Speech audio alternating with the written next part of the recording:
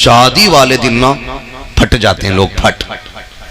हाँ, और मौलाना बारात में पहुंच जाना तो कोर्ट वाला यूं झटका मार के बाल को देखते, अच्छा ये भी आए क्या? हाँ, झटका मार के बालों को ऐसे देख हाफिज जी भी बारात में, क्यों? यहाँ चोरी वाली पार्टी आई है? नहीं ना। और ये घुग्गू कब बनता है? ये कितने जितना बड़ा ऐसे फिर रहा होगा ना, और सारे बटन खोल के जब निकाह का टाइम आवे ना, निकाह के टाइम कोने पकड़ता, अब यार कोने तो सुआ जा। और जब निकाह पढ़ाने की बारी आती है, अल्लाह माफ करे, कभी कभी मैं तो निकाह पढ़ाना ही नहीं चाहता हूँ।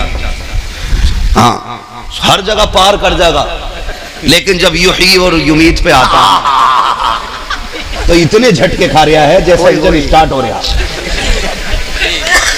हाँ, ये कंडीशन है हमारी। काबिलियत देखें हमारे पास कितनी किताबें हैं आसमानी। अरे हमारे पास एक है, वो किताब कौन सी है? जोर से बोले, और जोर से। क्या है? कुरान है वो। अगर वो नहीं पढ़ा तो फिर क्या पढ़ा? मैं तहे दिल से मुबारकबाद पेश करता हूं उन तमाम अहबाब को जिन्होंने इस इदारे का ताउन किया, अपने खून पसीने की कमाई इस इदारे में लगाई, तो इदारे ने भी महरूम नहीं रखा। अगर तुमने पैसा दिया है तो इदारे ने आपको बदले में जन्नत में जाने का टिकट अता कर दिया है। सुभान अल्लाह, सुभान। इस मोहल्ले के कितने लोग बैठे हुए, जरा हाथ उठा के बता दें।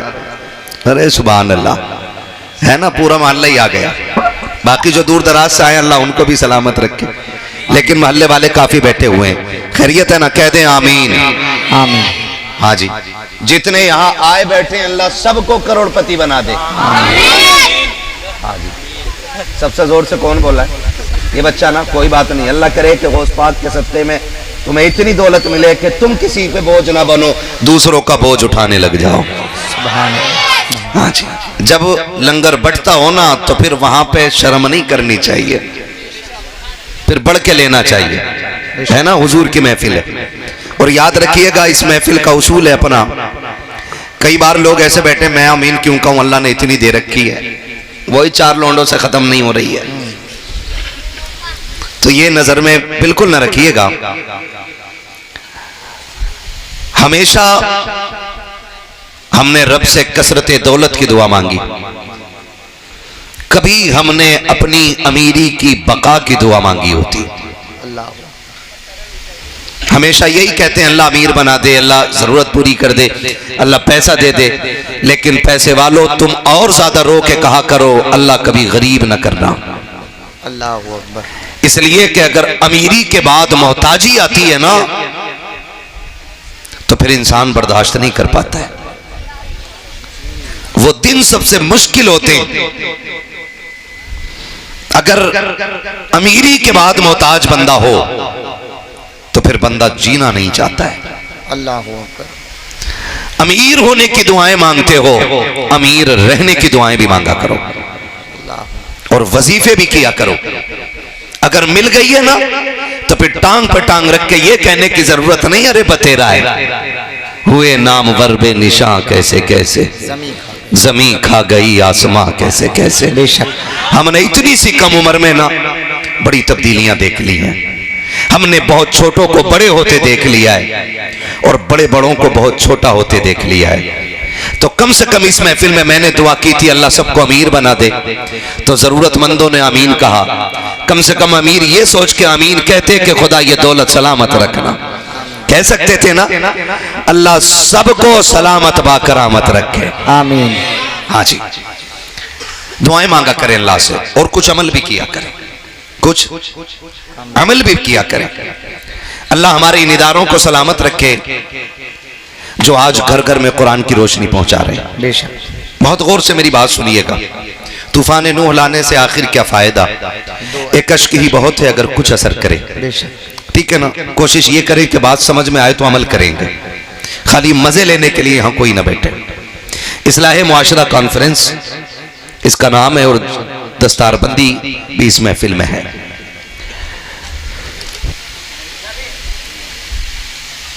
अल्लाह इन इदारों को चलाने वालों को लंबी उम्र दे, आमीन। जो खुलूस से इदारों की खिदमत करते हैं, क्योंकि इनके एहसानात हैं बेशक जो हमें आसानी से जनाजे पढ़ने वाले भी मिल जाते हैं और पढ़ाने वाले भी मिल जाते हैं। सच्चाई है, सच्चाई है। वरना जिन इलाकों में इदारे नहीं हैं उन इलाकों में ईद के दिन फातिहा पढ़ने वाला मैसर नहीं होता है। अल्लाहु अकबर, अल्लाहु अकबर। कुर्बानी करने के लिए एक ही इमाम चक्कर काट रहा पूरे गांव में, जबकि ये वो काम है जो हर बंदे को आने चाहिए कि नहीं। लेकिन माफ कीजिएगा, हम मौलवियों में गलती निकालने को तैयार रहते हैं। मेरे मुर्शिद इजाजत सरकार रईसुल अतकिया सरकार उवैस मुस्तफ़ा वास्ती फरमाते हैं कि जो कौमें अपने रहनुमाओं की गलतियां तलाश करती हैं वो कौमें कभी कामयाब नहीं हुआ करती हैं। हाँ, ये उस मर्द कलंदर ने कहा है कि जो जमीन पे चलता फिरता कुतुब है। उस शख्स ने यह बात कही है कि जो कौम अपने रहनुमा की गलतियां तलाश करती है वो कौम कभी कामयाब नहीं होती है। लेकिन भला हो हमारी कौम का, हम तो 10 रुपए दे के भी मौलवी को जलील करने पे लगे रहते हैं। एक रसीद कटवा के साल भर इमाम साहब से सलाम करवा रहे आप, 50 रुपए मदरसे में दे के ये चाहता ही मौलवी मेरे लिए उठ के खड़ा हो। मुझे एक बात बताओ, ये जो उलमा बैठे हैं इनमें से किसके 8 हाथ पैर हैं? कितने इनके हाथ पैर? कितने दिख रहे हैं ना? कितने? आंखें कितनी है? सर कितने? सर कितने? कान कितने? तो मतलब जैसे हम वैसे ये है, अलग से कोई एक्स्ट्रा चीज नहीं है। लेकिन हम इनका एहतराम क्यों करते हैं?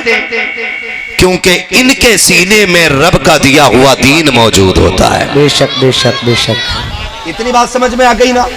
इसलिए इज्जत करते हैं कि इनके सीने में रब का दिया हुआ दीन है, हुजूर का लाया हुआ कुरान है, इसलिए इनका एहतराम करते हैं हम। जरा दिल पे हाथ रख के बताइएगा, अगर इज्जत इसलिए करते हैं कि ये कुरान वाले हैं, इज्जत इसलिए करते हैं कि ईमान वाले हैं, इज्जत इसलिए करते हैं कि ये इस्लाम वाले हैं, तो फिर इन कुरान वालों के लिए कपड़े तभी क्यों बनते हैं जब अब्बा मर जाता है? बहुत गौर से मेरी बात सुनिएगा। आपको आपकी दौलत मुबारक हो, आपको आपका पैसा मुबारक हो।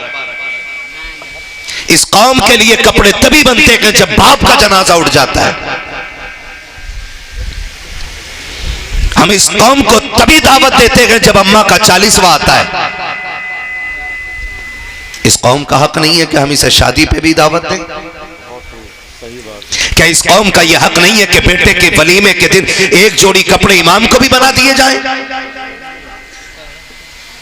शीशा, कंगा, तेल और एक जोड़ी कपड़े पन्नी में रख के लेके आ रहा है और कह रहा है इमाम साहब ये लीजिए, आज अब्बा की बरसी थी, मैंने सोचा किस गरीब को कपड़े बना के दूं, मेरी नजर में तुमसे अच्छा कोई नहीं मिला है। हाथ जोड़ के कहता हूं तुम्हें खुदा का वास्ता है, अगर तुम ये कहते हो तुम्हें कुरान से प्यार है, तुम्हें इस्लाम से प्यार है, तुम्हें मुस्तफा से प्यार है, तो मैयत की दावत इन्हें खिलाओ या ना खिलाओ, वलीमे की दावतें खिलाया करो। इनको माँ की मैयत पे रोटी दो या ना दो, अपने बेटे के निकाह के मौके पे दावत दे दिया करो, इसलिए कि जिस जमीन पर कुरान वाले कदम रख देते हैं उस जमीन पे खुदा का करम उतरने लगता है। नारे तकबीर, नारे रिसालत, मसलके आला हजरत, फैजाने आला हजरत, जश्ने दस्तारबंदी, फैजाने इल्मे दीने मुस्तफा। बुरा तो नहीं लग रहा है आपको? बुरा तो नहीं लग रहा है? जिन्हें लग रहा है तो फिर उनके लिए सीधी बात है, मैं आईना को दिखाऊंगा दाग चेहरे के, जिसे खराब लगे सामने से हट जाए। यहां चापलूसी करने नहीं बैठे, यहां दो टोक बात होनी है। हमने ही कुरान वालों की कदर खराब की है, हम ही ने कुरान वालों की बेइज्जती की है। बुरा मत मानिएगा। पहली बात तो शादी में दावत होती ही नहीं, और अगर हो भी जाए ना हजरत तो बुलाना भूल जाता है। 4 बजे कह रहा है, 4 बजे कह रहा है, हाफिज जी बच्चे ना आए यारो, कि तुमने दावत की थी मगर बुलाने तो नहीं भेजा। अरे हम तो सोच रहे खुद आ जाएंगे। सुनो, ये कुरान वाले इतने खुददार होते हैं, ये फाके मर तो सकते हैं जिल्लत के दस्तरखान पे कभी टुकड़े तोड़ने नहीं जा सकते हैं। वाह वाह वाह वाह वाह, हाँ हाँ, क्या बात है। वक्त कम है मेरे लाल, वाह वाह वाह, ये याद रखिएगा, ये जिल्लत के टुकड़े तोड़ने कभी नहीं जाएंगे जी। याद नहीं रहा, मैंने कही थी उससे गुड्डू से बुला ला, और गुड्डू इतना बिजी है कि ये बस पूछो ही मत, पूरा देश चला रहे हैं। अल्लाह अकबर, अल्लाह। जरा दिमाग लगाएं हम लोग, हमने कहाँ इज्जत दी कुरान वालों को। और हजरत बच्चे आ जाएं तो एक आवाज लगती है घर में, हाफिज जी आ गए, इन्हें रोटी कहाँ खिलानी है। सही बात। तो कह रहा उधर कोने में दरी डाल के खिला दे। कहा? कोने में दरी डाल के खिलाते। क्यों? वो जो टेंट लगा है, वो जो कुर्सियां लगी है, वो किसके लिए? का नाना उस पे वीआईपी लोग खाएंगे। ये हाफिज जी लोग कोने में डाल दिए जाएं। मैं आपसे पूछना चाहता हूं, आज लगता है ना कि आपको ये सबसे सस्ते कपड़े पहनने वाले हैं, ये सबसे घटिया कपड़े पहनने वाले हैं। अल्लाह की इज्जत की कसम खा के कहता हूं, लाओ उठा करके लाओ एक एक पैसे वाले को, खड़ा करो मस्जिद के इमाम के सामने, जिसे तुम 5,000, 6,000, 8,000 देते हो, उसके कपड़े लाखों कमाने वाले के सामने में लाओ। खुदा की कसम खा के कहता हूं, मक्की बैठी होंगी अमीरों के कपड़े पे, मुस्तफा के दर के जो वारिस होते हैं उनके कपड़ों की खुशबू भी अलग होती है, उनके कपड़ों की चमक भी अलग हुआ। नारे तकबीर, नारे रिसालत, मजहबे इस्लाम, पैगंबरे इस्लाम, तालीमाते इस्लाम। माशाअल्लाह माशाअल्लाह, वाह वाह वाह। पढ़ाएंगे इंशाअल्लाह बच्चों को, इंशाअल्लाह इज्जत करेंगे उलमा की। इंशाअल्लाह। सामने से बैठ के कह रहे हैं हाफिज जी बन जाएगा तो क्या करेगा? मस्जिद में इमामत करेगा बस। अल्लाह अकबर, अल्लाह अकबर। कितना कमा लेगा? कितना कमा लेगा? मौलवी से ज्यादा कौन कमाने वाला है? वाह, मगर बनो दो। जी जी। हम ना खाली तनकीद करना जानते हैं, तनकीद ना किया करो, दुआएं मांगा करो, अल्लाह नस्ल में एक कुरान वाला बना दे। आमीन। मरना है ना, कितने लोगों को मरना है? हाथ उठा के बता दे। जिनके हाथ नहीं उठे हैं ना, अल्लाह उनकी आज की रात मलाकुल मौत से मुलाकात करा दे। अल्लाह अकबर। मुलाकात मांगी है, मौत नहीं मांगी है जी। डर क्यों रहे हो? यकीन है ना, मरना है ना। और ऐसा नहीं है आज हाथ उठेंगे तो आज ही मर जाएंगे। मोमिन मरने से डरता नहीं है, डरता जोर से डरता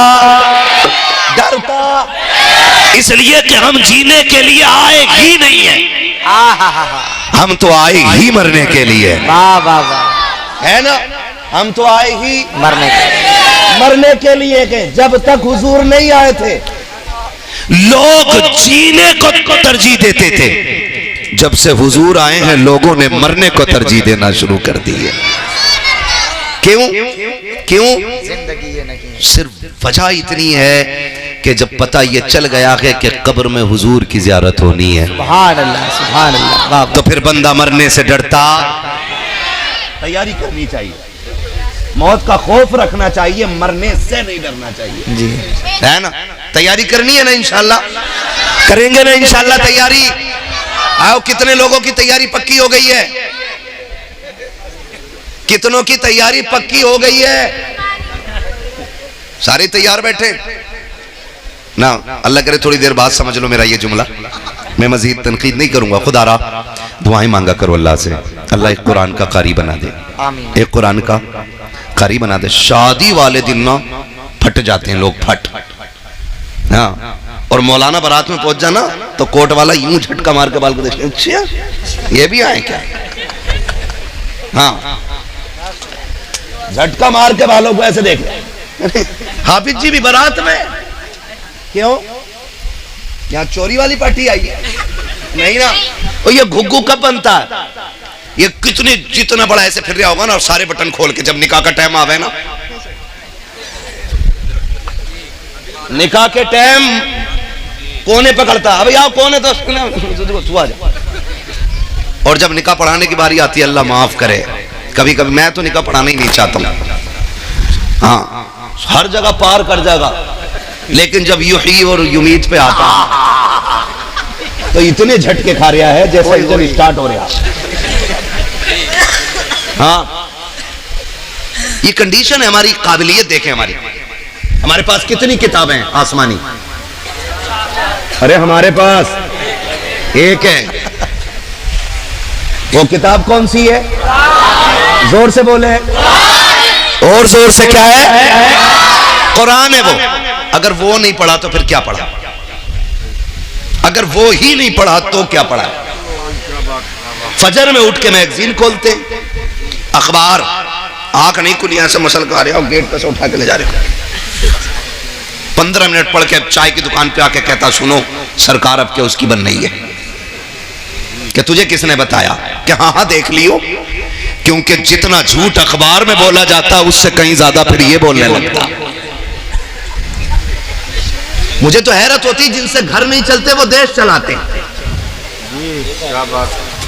हाँ, थलुए बैठे चाय की दुकान पे, बोले उसकी बन गई, बन गई, पक्की है, वोट किसे दे रहे हो? अरे यार छोड़ो, इसकी बन गई। ये कंडीशन है हमारी। जबकि फजर बाद क्या होना था? सबको कुरान पढ़ना चाहिए था।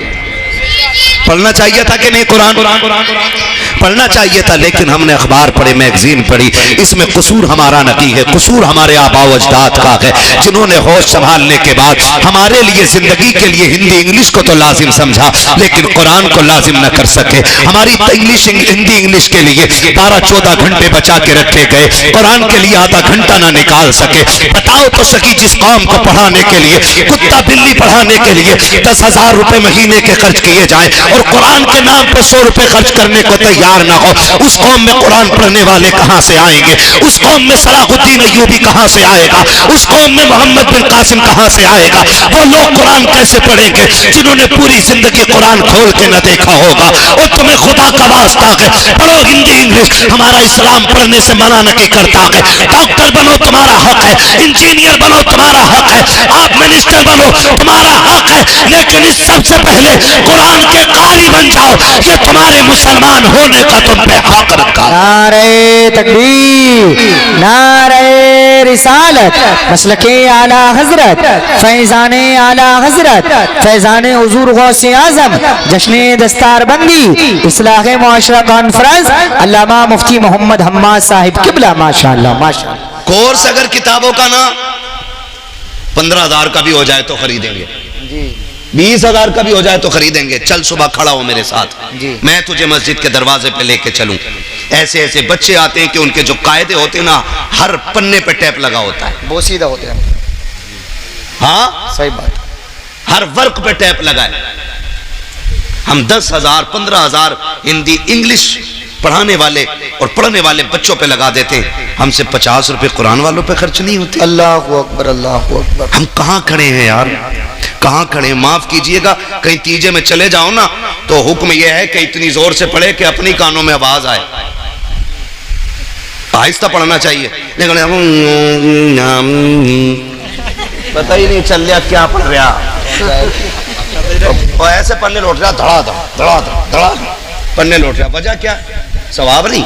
इसे पता है कि चने पढ़ने वालों को 1 मुट्ठी चने मिलते हैं और पारे पढ़ने वाले को 2 मुट्ठी चने मिलते हैं। ये कंडीशन है हमारी। क्या है? ये कंडीशन है हमारी। चनों के लालच में पन्ने लौट रहे हैं हम बैठ के। मरने वाला कहता कि तुम 3 तीजे भी कर लोगे ना तो मुझ पे लठ बराबर फिरना है, क्योंकि जितने आए 99% गलत पढ़ रहे हैं। और ये जिम्मेदार लोग बैठे हैं, मैं पूरी जिम्मेदारी के साथ कह रहा हूं, गलत कुरान पढ़ने वाले पे कुरान खुद लानत भेजा करता है।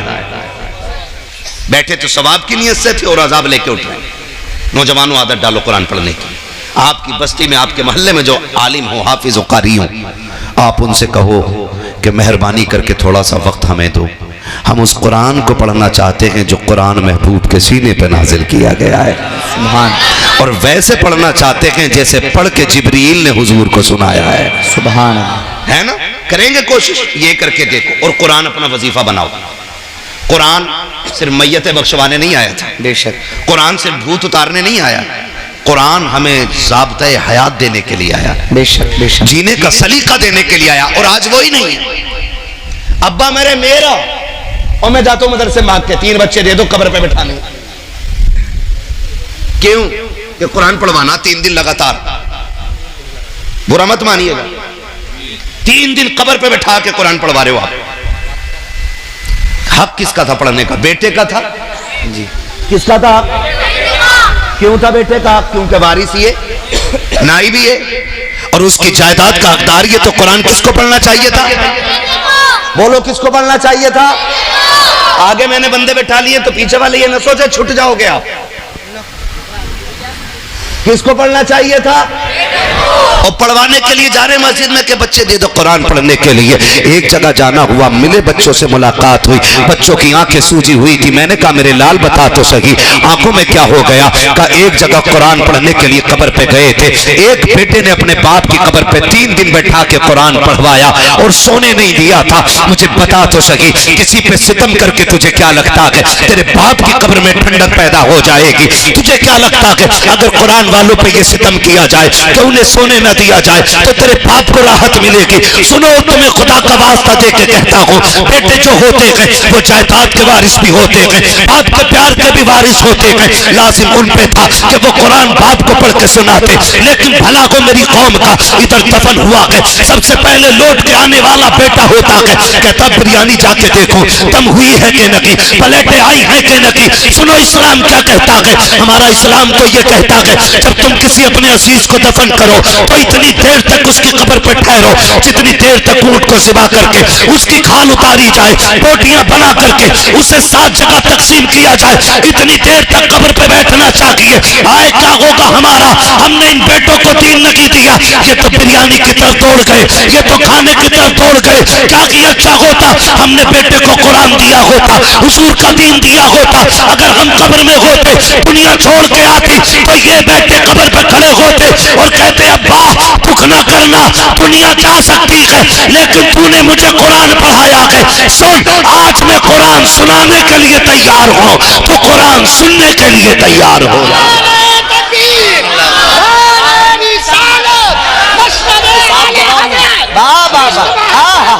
मुफ्ती साहब जवाब देंगे माशाल्लाह माशाल्लाह।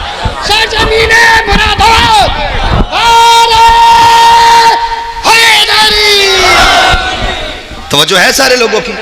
पढ़ाएं अपने बच्चों को, हाफिज बना लें। दुनिया बड़ी बेवफा है, ये दुनिया बड़ी बेवफा है, बड़ी बेवफा है। कितनी बेवफा है? आप मरोगे ना, आप मरोगे और आप 8 बेटे छोड़ोगे, 10 बेटे छोड़ोगे और वो करोड़ों के मालिक होंगे, तो तुम्हारे जनाजे पे डालने के लिए नई चादर नहीं लाएंगे। वही चादर मस्जिद से उठ के आती है जो हजारों लाखों लोगों के जनाजे पे पड़ चुकी होती है। अल्लाहु अकबर अल्लाहु अकबर। गलत कह रहा हूं मैं? जाके देखो मस्जिदों में वही चादर आती है। हम जिन बेटों के लिए हलाल हराम सारा जमा कर रहे हैं, अल्लाह, वो एक नई चादर अपने बाप को नहीं दे सकते, नहीं दे सकते एक चादर।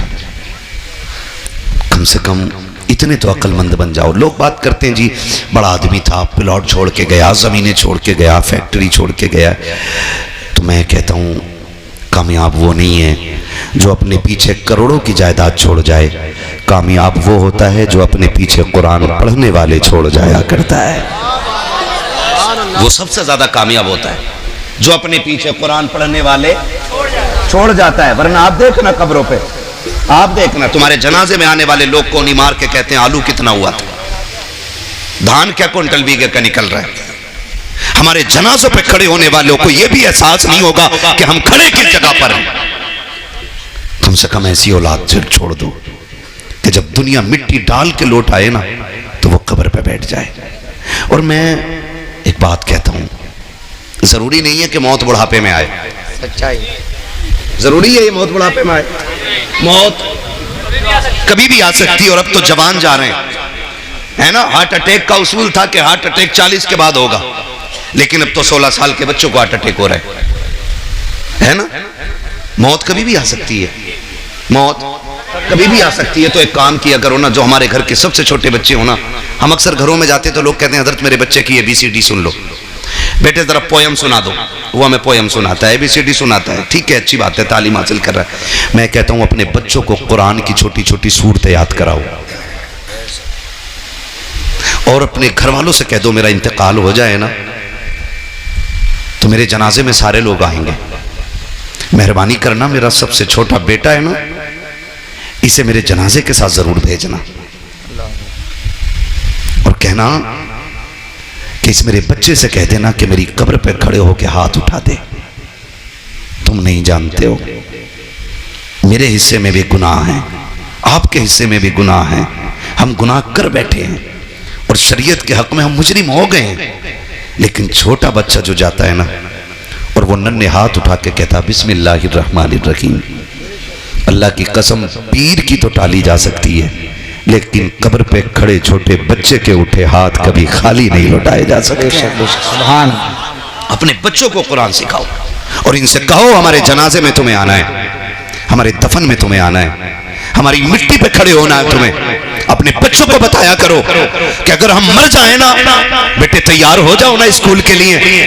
इधर अगर नाश्ते में देरी हो ना तो सुनो तुम्हारा नाश्ता मक्खन पराठे से होगा, मेरा नाश्ता कुरान की 2 आयतों से हो जाएगा। 2 मिनट के लिए मेरी कब्र पे आना, सूरह इखलास सुना के चले जाना, सूरह कौसर सुना के चले जाना, कुछ ना हो तो मेरे आका पे दरूद पढ़ के सुना के चले जाना। तुम मक्खन पराठे खाओगे तो तुम्हारी सेहत अच्छी हो जाएगी, तुम मुझे कुरान पढ़ के सुनाओगे मेरी कब्र अच्छी बना दी जाएगी। ये इतनी बड़ी चीज है कुरान की दौलत। और हमने क्या, अरे बुला लेंगे किसी को भी, आ जाएगा कोई भी नमाज जनाजा पढ़ाने के लिए। हाँ हाँ मिल जाते हैं जनाजा पढ़ाने वाले, मुझे बुला लेना, मैं भी कहूंगा हाँ भाई हाजी इरशाद साहब ने और हमारे मौलाना शाह आलम साहब ने इन्होंने जलसे में बुलाया था, बड़े अच्छे लोग थे, चलो इनके यहाँ किसी का इंतकाल है जनाजा पढ़ लें। हम आए, हाथ बांधा, अल्लाह अकबर, नियत करी, चले गए पढ़ा के। ठीक है ना, मुझे सच्ची बता, तेरे मरने का एहसास मेरे सीने में उतना ही होगा कि जितना तेरे बाप या तेरे बेटे के सीने में होगा? हो सकता है उतना नहीं ना, क्योंकि जमीन उतनी ही गर्म होती है जितनी पे आग जलती है, उतनी जमीन गर्म होती है। क्या कि अच्छा हो कि जनाजे में तू लेटा हो, मुसल्ले पे तेरा बेटा खड़ा हो। कितनी खुशनसीबी होगी कि जनाजे पे बेटा लेटा हो, मुसल्ले पे बाप खड़ा हो। फिर सिर्फ नमाज जनाजा नहीं होनी है, फिर आंखें भी बरसेंगी, आंसू भी गिरेंगे। और रब इतना करीम है कि भीगी पलकों को कभी खाली नहीं रखा करता है, कभी खाली नहीं रखा करता है। और ये आज 3 हाफिज कुरान बने। लोग कहेंगे लो जी हाफिज जी बनाए इनके बाप ने, हाफिज जी बनाया, क्या कर लेंगे, मेरा तो इंजीनियर बनना है, मेरा तो डॉक्टर बनना है। मैं मुखालिफ नहीं हूँ इस चीज का कि आपका इंजीनियर और डॉक्टर बन रहा। आज तुझे बताऊं ये कितने कामयाब लोग हैं, इनके माँ बाप कितने होशियार हैं, इनका खानदान कितना नसीबों वाला है। जब रूह निकलने का आगाज होता है ना, पैर की तरफ से निकलना शुरू होती है और जब आके कमर में अटक जाएगी, कमर से निकल के जब सीने की हसलियों में जाके रूह अटक जाती है, तब दौड़ते हैं लोग पानी पढ़वाने के लिए। एक पानी पढ़ने वाले को तलाश किया जाता है, सारी गलियां चेक कर दी जाती हैं, कहीं कुरान वाला नहीं मिल रहा है। लाओ लेकर के आओ इंजीनियर और डॉक्टरों को, लेकर के आओ वकील और जजों को, लेकर के आओ जिसको तुमने दुनिया की सारी तालीमें दी है, जिस पर तुमने करोड़ों रुपया लगाया है, ला करके खड़ा करो। बाप से आकर के डॉक्टर कहेगा अब्बा बता मैं तेरे लिए क्या कर सकता हूँ, बाप गर्दन हिला के कह देगा बेटे तेरी कोई दवा मेरे काम की नहीं रह गई है। हाँ हाँ मैंने करोड़ों लगा करके तुझे डॉक्टर बनाया था, लेकिन आज तेरा कोई सिर्फ मेरे काम का नहीं है। फिर बढ़ाओ वकील को आके, अब्बा मुझ पे लाखों रुपये लगाए थे, बता कौन सा तुझे नुस्खा दूं, कहेगा तेरा भी काम कोर्ट में है, मेरे पास तेरा कोई काम नहीं है। लाओ इंजीनियर को, उसको भी रोक देगा बाप, बड़े बड़ों को लेकर के आ जाना, बाप सबको इनकार कर देगा। बाप बता क्या चाहता है, तब बाप रो के कहता है आज लग रहा है कि मैंने सबसे बड़ी गलती की है, काश एक बेटे को कुरान वाला बना दिया होता, हाफिज कुरान वाला बना, हाफिज कुरान बना था, क्या मिलता? तो वो रो के कहता है कम से कम बेबसी की मौत तो न मरता, मेरा बेटा कुरान पढ़ता, मैं मुस्कुराता हुआ जन्नत की तरफ रवाना हो जा। नारे तकबीर, नारे रिसालत, मसलके आला हजरत, फैजाने आला हजरत, फैजाने इल्मे दीने मुस्तफ़ा, फैजाने हुजूर सदरुल्लाह फाजिल। तवज्जो है सारे लोगों की? थके तो नहीं है ना? दीन बड़ी मुश्किल से फैला है हम तक, दीन बड़ी मुश्किल से आया है हम तक। आज तो माफ कीजिएगा हम मुसलमान हैं, लेकिन वलीमे में ना बियर चल रही है। हम मुसलमान हैं, बर्थडे पे शराब चल रही है। हम मुसलमान हैं, हम अगर कागज कहीं पे अपने पास करा लेते हैं ना तो यारों के साथ पार्टी में शराब चल रही है। हैं जो बच गए थे नौजवान वो शराब में डूब गए, बाकी जो बचे थे जुए में बर्बाद हो गए। हम कौन है? कौन है हम? फख्र से कहो हम मुसलमान हैं, है ना। आपके जरिए भी उन लोगों तक बात पहुंचाना चाहता हूं जो शराब में डूबे, जो जुए में जाके बर्बाद हो गए। कभी इन चीजों की तरफ न जाना। कह रहा मौलवी साहब तुम्हें क्या पता है, ये तो एनर्जी ड्रिंक है, शराब थोड़ी है, इसे तो बियर कहते। सुन बेटे, जिसे तू पढ़ा रहा है ना, ये वो है जिसने तेरे कान में अजान पढ़ी है और तेरी कब्र पे भी अजान पड़ेगा। ये लुल्ल नहीं है, गवार नहीं है, ये सब जानता है, इसे पता है शराब क्या होती है और बियर क्या होती है और एनर्जी ड्रिंक क्या होती है, ये सब जानता है। हम डूब गए शराब में जाकर के, हमारी कौमों का बेड़ा गर्क हो गया, हम बर्बाद कर दिए गए, कुछ नहीं बचा है। अब जो बचे थे ना, उन्हें मोबाइलों की लत लग गई है, मोबाइलों की लत। माफ कीजिएगा, अब तो रील बनाने के चक्कर में ना दीन से भी लोग खेल देते, दीन के साथ खिलवाड़ कर देते। कब तक सिर्फ रील रह जाएगी और कुछ नहीं रहना है। और जो रील कब्र में धोई जाएगी ना, वहां कोई बचाने वाला नसीब नहीं होना है। ये याद रखना मेरी बात। तवज्जो है सारे लोगों की। हम किधर जा रहे? रील बनाने के लिए। रील बनाने मर्द तो मर्द बेटियां उतर आई रील बनाने, बेटियां उतर आई रील बनाने के लिए। और अब्बा बड़े फख्र से कह रहा ना मेरी बेटी के 2.5 लाख फॉलोवर 1 मिलियन हो गए। मिलियन नहीं, ट्रिलियन भी हो जाए ना तो तेरी औकात एक मिट्टी के ढेले बराबर नहीं है, कोई औकात नहीं है। हाँ, बुरा ना मानिएगा। अभी एक मीडिया की रील बनाने वाली बच्ची का इंतकाल हुआ, जानते हो, उसके कई लाख फॉलोवर थे, लेकिन उसकी लाश ना हॉस्पिटल के बाहर 3 दिन रखी रही थी। मुंह देखना तो बड़ी बात, अपने लोग उसे लेने के लिए नहीं आए थे। लानत हो ऐसी इज्जत पे जो हमारी दुनिया और आखिरत दोनों तबाह कर दे। और देख, अगर पता चल जाए कोई कुरान वाली का इंतकाल हो गया है, ऐसी बच्ची का इंतकाल हो गया जिसकी तहज्जुद कज़ा नहीं हुई, खुदा की कसम हाजी भी बढ़ बढ़ के कंधा दे रहा है, नमाजी भी बढ़ बढ़ के कंधा दे रहा है, 5 वक्त का कुरान की तिलावत करने वाला नमाजों में वो भी बढ़ के कंधा दे रहा है। बता तो सही क्या मिल गया है? क्या तुम नहीं जानते हो ये कनीज़े फातिमा ज़हरा जा रही है, इसके जनाजे को कंधा देने से हो सकता है काबे वाला भी राजी हो जाए, मदीने वाला भी राजी। नारे तकबीर, नारे रिसालत, मसलके आला हजरत, फैजाने आला हजरत, जश्ने दस्तार बंदी। माशाअल्लाह माशाअल्लाह। पौन घंटा हो चुका है, चलूं आगे और नहीं थके ना। दीन बड़ी मुश्किल से फैला है। आज तो माफ कीजिएगा, बुरा ना मानिएगा, बातें बहुत कड़वी हैं लेकिन सच्ची। अगर मदरसे वाले किसी सेठ को फोन कर देना, साहब पिछले साल आपकी 2000 की रसीद थी, है ना, वो कह रहा तुम्हें बड़ी जल्दी है भाई, ले लियो। फिर ये कह के फोन काट दिया। फिर थोड़ी दिन के बाद गए दुकान पे, अगर कोई मदरसे वाला चला जाए ना तो दुकानदार मुंह फेर के खड़ा हो जाता है ऐसे ऐसे। धनिये वाले की इज्जत है उसकी नजर में, गरम मसाला लेने वाले की इज्जत है उसकी नजर में। हाँ भाई, 2 पैसे की चीज लेने वाले की इज्जत है, लेकिन कुरान वाले की इज्जत उसकी नजर में नहीं होती है जी। उसे मुंह फेर फेर के बात कर रहा है। वो कह रहा भाई साहब भाई साहब भाई साहब, ऐसा लग रहा है ये भीख मांगने आया खड़ा है। सुन, अल्लाह के अजाब से डर। रब देना जानता है ना, बेशक, तो रब लेना भी जानता है। सच्चाई। किसी पे सितम न करना। जानते हो, मुझे बात याद आई, एक बादशाह था, उसका महल था, महल, बादशाह का महल। तो महल के एक कोने में ना अंदर को दब के थोड़ा सा एक बूढ़ी का झोंपड़ा था, बूढ़ी औरत का छप्पर। बादशाह चाहता था कि ये छप्पर हट जाए और मेरे महल की दीवार सीधी हो जाए, ये बादशाह चाहता था। और औरत भी बूढ़ी थी और बड़ी पक्की थी। उसने कहा जान दे दूंगी लेकिन हवेली नहीं छोड़ूंगी। का बुढ़िया इस छप्पर में क्या, इससे बड़ी जमीन ले ले, हम बड़ा मकान बना देते हैं। उसने कहा नहीं, ये मेरे बुजुर्गों की यादगार है। आज कितने बेवकूफ है ना, जैसी अब्बा हमारे कह रहा मकान तोड़ो जल्दी से, नया बना, ये पेड़ काट दो, ये आंगन में अच्छा नहीं लग रहा। ओ बेवकूफ है वो लोग जो अपने बड़ों की यादें मिटा देते हैं। तुम नहीं जानते हो, जब बाप कब्रिस्तान में होता है ना तो इसी पेड़ के साए में बैठ के उसके दामन की हवा का एहसास हुआ करता है। जिन दीवारों को बड़ी तेजी से गिरा देते हो ना, यही दीवारें अपने बुजुर्गों की ताकत का एहसास दिलाती हैं।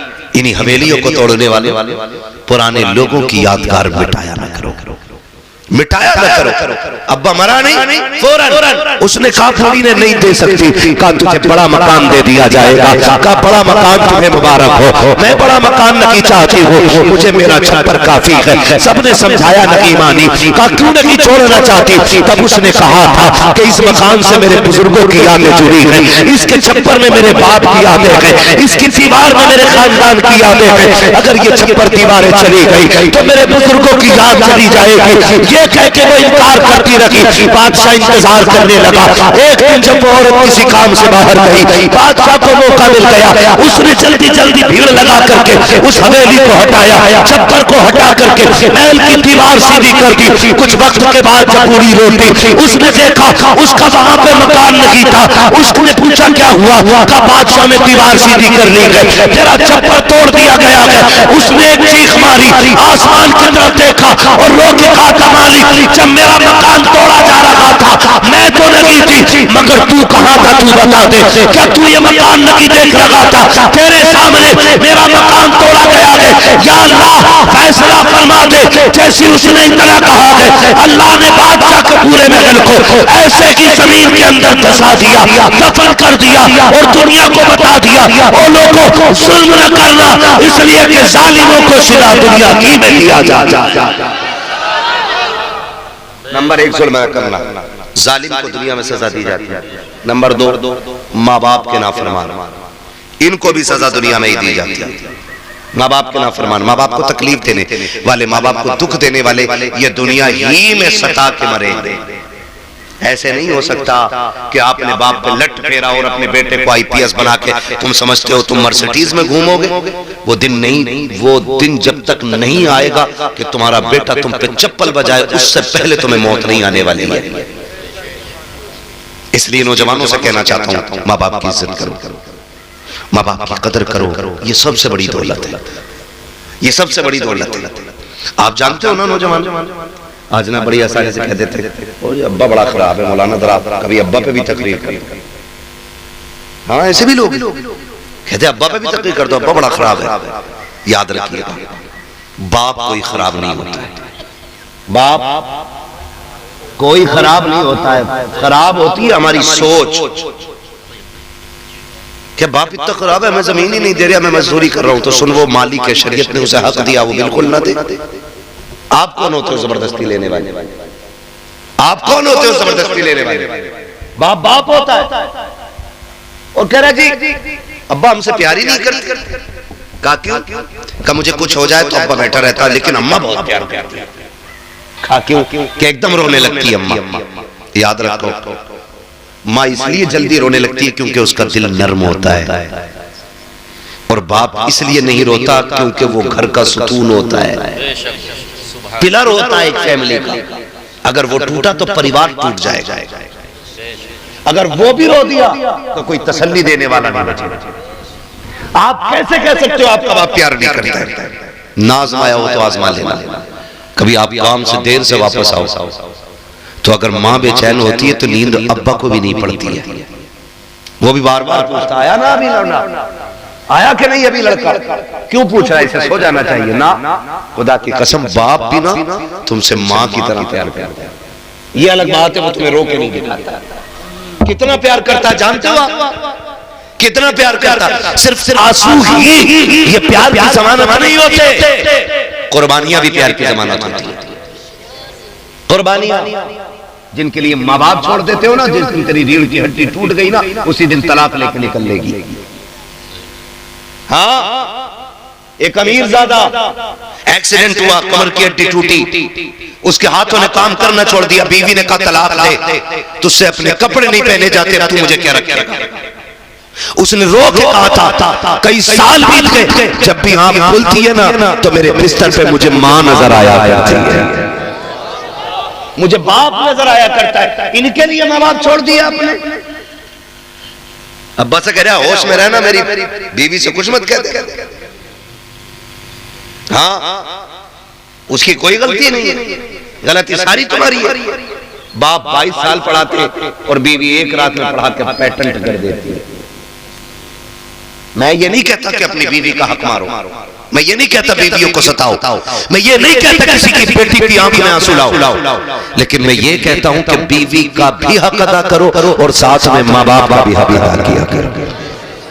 माँ बाप का भी कभी देखो सर्दी की रातें आए तो देखो हाथ में लाठी लेकर के रोड में बूढ़ा खड़ा मिलेगा, उससे पूछो क्यों खड़ा, कहेगा बेटा काम पे गया अभी तक नहीं आया। कितना प्यार करता है तुमसे। कुर्बानियां जानते हो इसकी कितनी है? कितने लोग स्कूल में पढ़े हुए हैं या पढ़ते हैं या पढ़ रहे, बताएंगे हाथ उठा के? हैं माशाल्लाह आप लोगों ने, इतने लोगों ने स्कूल में पढ़ाई की है बस है। चलो कोई बात नहीं, हम नहीं पढ़े तो इंशाल्लाह अपने बच्चों को पढ़ाएंगे इंशाल्लाह, वादा करो इंशाल्लाह बच्चों को पढ़ाइए। और एक नारा याद रखो, आधी रोटी खाएंगे, ये नारा याद होना चाहिए, आधी रोटी खाएंगे बच्चों को पढ़ाएंगे, क्योंकि वो दौर नहीं है कि आप अपना हक बम बारूद और तलवार से लें। अब दौर कलम का गया, कलम का गया। आप लाख कोशिश कर लें आपकी बस्ती आगे बढ़ जाए, अगर जाहिर रहोगे तो आगे नहीं बढ़ेगी। आप 1 लाख कोशिशें कर लेना कि आपकी बस्ती का नाम हिंदुस्तान के मशहूर कोनों में आ जाए, चाहो जितनी चाहो ताकत लगा लेना, अगर अनपढ़ रहोगे आगे नहीं बढ़ सकते हो। चाहो गारंटी है मेरी, अपने बच्चों को IAS बना दो, IPS बना दो, अगर बस्ती छोटी भी है हिंदुस्तान की बड़ी किताबों में नाम आएगा, हिंदुस्तान की बड़ी महफिलों में नाम आएगा। पता ये चला कामयाब होने की होते हैं जो पैसे वाले होते हैं, कामयाब होने की होते हैं जो ताकत वाले होते हैं, कामयाब वो होते हैं जो तालीम वाले होते हैं, जो कलम वाले हुआ। इसलिए पढ़ाएंगे इंशाल्लाह। हाँ, जो नहीं पढ़ेंगे या तो मजदूरी करेंगे और आगे तुम्हें मजदूरी नहीं मिलने वाली, ये भी लिख ली, आगे तुम्हें मजदूरी नहीं मिलने वाली। नाम पूछ के ना अब्दुल करीम के नहीं है जगह, नाम ज़ीशान नहीं है जगह, फिर क्या करो? चोरी, डकैती या फिर भी खुदारा बदल दो अपने आप को। बच्चों को पढ़ाओ, बच्चों को पढ़ाओ, इसलिए कि जो चीज बम बारूद से हासिल नहीं की जा सकती वो कलम से हासिल की जा सकती है। और ये जो बहाने बनाते हैं ना, ये बहाने नहीं यार, असल में बता, मैं ना मुसलमान था इसलिए फेल कर दिया।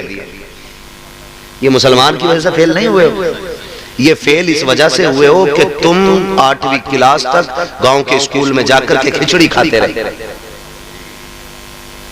10वें का एग्जाम आया, तुम्हारे बाप ने मास्टर से कर ली सेटिंग या तुमने, और पास कराने के उसे 2-4 हजार दे के नकल करके पास हो गए। तो जो हाई स्कूल में नकल करके पास होगा वो किसी लायक नहीं हो सकता है।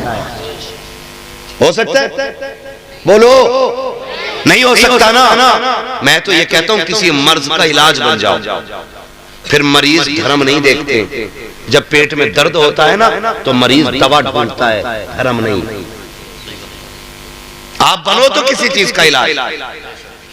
हम तो बोझ बन के रह गए जमीन, हम एक बोझ से ज्यादा कुछ नहीं है जमीन।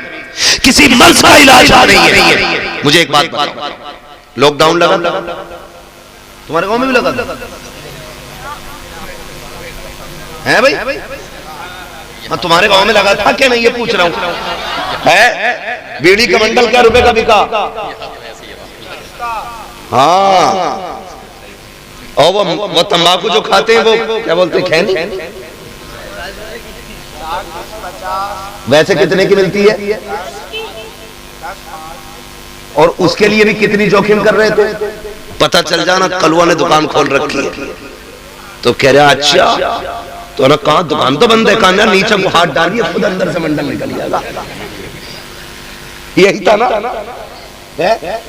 कितना भरोसा एक दूसरे को हो गया, न लेने वाला देने वाले को देख पा रहा था, न देने वाला लेने वाले को देख पा रहा था। इतना भरोसा, 50 का नोट सरकाया अंदर, फैनी बाहर। अच्छा ये बात बताओ, उस टाइम में किसी ने किसी का मजहब पूछा? बोलो, धर्म पूछा किसी ने? नहीं ना। क्यों? मजबूरी है। हाँ मजबूरी थी ना, मजबूरी ये थी कि जहां से चीज मिले वहां से ले लो। जरा सा दो दाव लगा, तुमने सबसे दोस्ती के हाथ बढ़ा लिए, फिर कोई दीवार और कोई फासला नहीं रह गया था। मुझे बता तो सकी, अगर जरूरत कोई बन जाता है तो फिर सैयद भी शेख के दरवाजे पे खड़ा है, शेख फकीर के दरवाजे पे खड़ा है, फकीर तेली बड़ाई के दरवाजे पे खड़ा है। अगर जरूरत न हो तो एक दूसरे को जलील समझते हो, अगर जरूरत न हो एक दूसरे को बगल में नहीं बैठा पाते हो। इसलिए मैं कहता हूँ ऐसी जरूरत बन जाओ, इतने काबिल बन जाओ कि साथ देख के नहीं काम देख के लोग दौड़े और ये कोई न पूछे कि साथ का बंदा है, ये देखे इलाज कैसे करेगा। खुदा की कसम तुम लायक बन जाओ, कामयाबी तुम्हारे कदमों तक दौड़ी चली आए। करेंगे इंशाअल्लाह कामयाबी हासिल। पढ़ेंगे बच्चे, पबजी कितना खेलने भाई, और कौन सी फ्री फायर, मोबाइल चलाते हो, ये तो अभी लिए बैठे हाँ ना। मैं आपको बताऊं बच्चों एक बात, पढ़ते हो तुम में से कितने बच्चे पढ़ते हैं? रात बता हाथ उठाएं, कितने बच्चे पढ़ने जाते हैं स्कूल मदरसा या किसी भी जगह पे, है ना? कितने बच्चे पढ़ने जाते हैं? खूब तरक्की करोगे। बैठो जरा, हाथ नीचे रखो मेरे बेटे। मैं जो नहीं पढ़ रहे ना उन बच्चों से मैं कहूंगा पढ़ो, आप पढ़ो। आज मोबाइल देखोगे कल भीख मांगोगे, आज पढ़ लो कल पूरी साइंस तुम्हारी ठोकरों में रहेगी। पढ़ो, पढ़ने वाले इतने कामयाब होते हैं कि ताकत भी ठोकरों में होती है और दौलत भी ठोकरों में होती है। इसलिए मेरे बच्चों मेहनत करो, और अगर कोई बाप नहीं पढ़ा रहा है तो उससे रिक्वेस्ट करें, उससे आप कुछ भी करके उसे राजी करें और कहें अब्बा हमें पढ़ाई। और आप इतना पढ़ो कि अपनी बस्ती मोहब्बत गंज का नाम रोशन करो। दुनिया जान ले कि एक छोटी सी बस्ती से उठ करके हिंदुस्तान का मुस्तकबिल बन गया है। पढ़ेंगे इंशाअल्लाह, पढ़ाएंगे आप भी बच्चों को। हुजूर आए, हुजूर ने इल्म का सबसे पहला सबक दिया। हाँ, इक़रा बिस्मि रब्बिकल लज़ी खलक़, ये कुरान में पहली आयत कुरान पाक की नाज़िल हुई है। हमारे नबी पे इक़रा की आयत सबसे पहले नाज़िल हो रही है और हमारी कौम सबसे ज्यादा जाहिल है। इसलिए कभी अपने से बड़े लोगों में कमियां ना निकालना, उनके खिलाफ खड़े ना होना। तो मस्जिद में चुप रहना चाहिए और जलसों में बोलते रहना चाहिए। तो मस्जिद में बोलेंगे और जलसों में चुप रहेंगे। तोते देखे बेटे, तोते इतने बड़े होते हैं ना, बहुत गौर से सुन रहे बच्चे, अल्लाह सलामत रखे। बस यही देखना चाह रहा था कि ज़हन बच्चों का यही है, ये खाली बोल रहे हैं। अल्लाह इन बच्चों को सलामत रखे और लाया करो बच्चों को जलसों में। इसलिए कि जब हम कब्रिस्तान में होंगे और ये हिंदुस्तान में होंगे, 12वीं आएगी ना, ये झंडे लगाएंगे तो एक ऐसी कौम भी निकल के आएगी जो झंडों को नाजायज कहेगी, जो मिलाद को शिर्क व बिदअत कहेगी। तो ये खड़े होकर कहेंगे मुंह बंद कर, ये शिर्क व बिदअत नहीं है, हम तो हुजूर का मिलाद तब से मनाते चले आ रहे थे जब से हमने दूध छोड़ा है। इसलिए इन बच्चों को जलसे में लाया करो ताकि इन्हें हुजूर के मिलाद का पता चले। वरना लंबे कुर्ते वाले मुख्तसर पजामे वाले मामला खराब कर देते हैं। मैंने गाली नहीं दी, हकीकत बोला।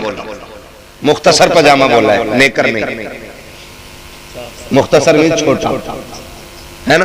तो ऐसे लोग भी आएंगे जो दिक्कत पैदा करेंगे। इन बच्चों को लेके आओ ताकि इन्हें पता चले कि हम हुजूर के हैं और हुजूर हमारे हैं। मैं इन बच्चों के माँ बाप को दुआ दे के कहता हूँ, अल्लाह इन बच्चों के माँ बाप को जन्नती बना दे, क्योंकि ऐसे बच्चों को परवरिश दे रहे हैं कि जो बच्चे हुजूर के लिए अपना वक्त और अपना आराम कुर्बान कर रहे हैं, है ना। वरना लोग इश्क करने के लिए एक उम्र होती है चच्चा, है ना भाई। इश्क करने की एक उम्र होती है। लोग आशिक तब बनते हैं जब अकल आती है, लोग दीवाने तब बनते हैं जब अकल आती है। इनसे पूछो लंदन क्या क्या पता नहीं, पेरिस क्या क्या पता नहीं, कश्मीर क्या क्या पता नहीं।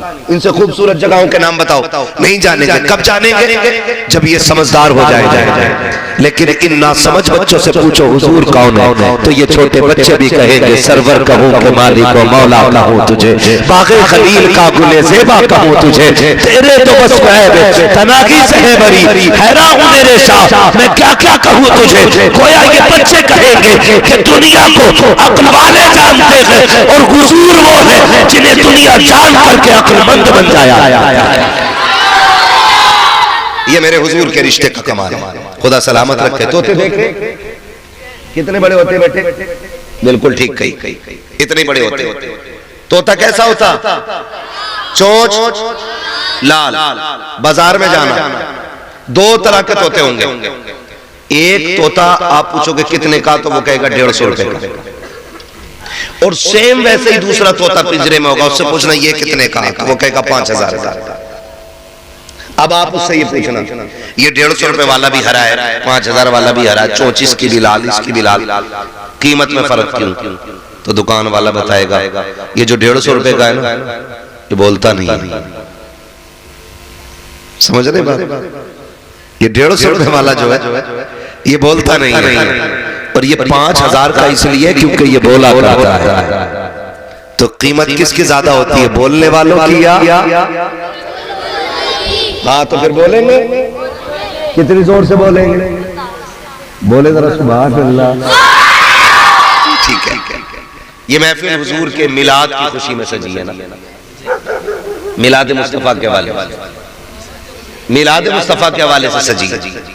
याद रखें कई बार ना लोग ऐसी भी दलीलें लेके आएंगे कि सहाबा ने मिलाद मनाया था, अबू बकर ने मिलाद मनाया, कि उमर ने मिलाद मनाया। मैं कहता हूँ सीधी सी एक बात जवानों उनसे कहो कि सहाबा तो छोड़ो, हजरत आदम से लेके ईसा तक एक नबी बता दो जिसने मेरे नबी के आने का ऐलान ना किया हो।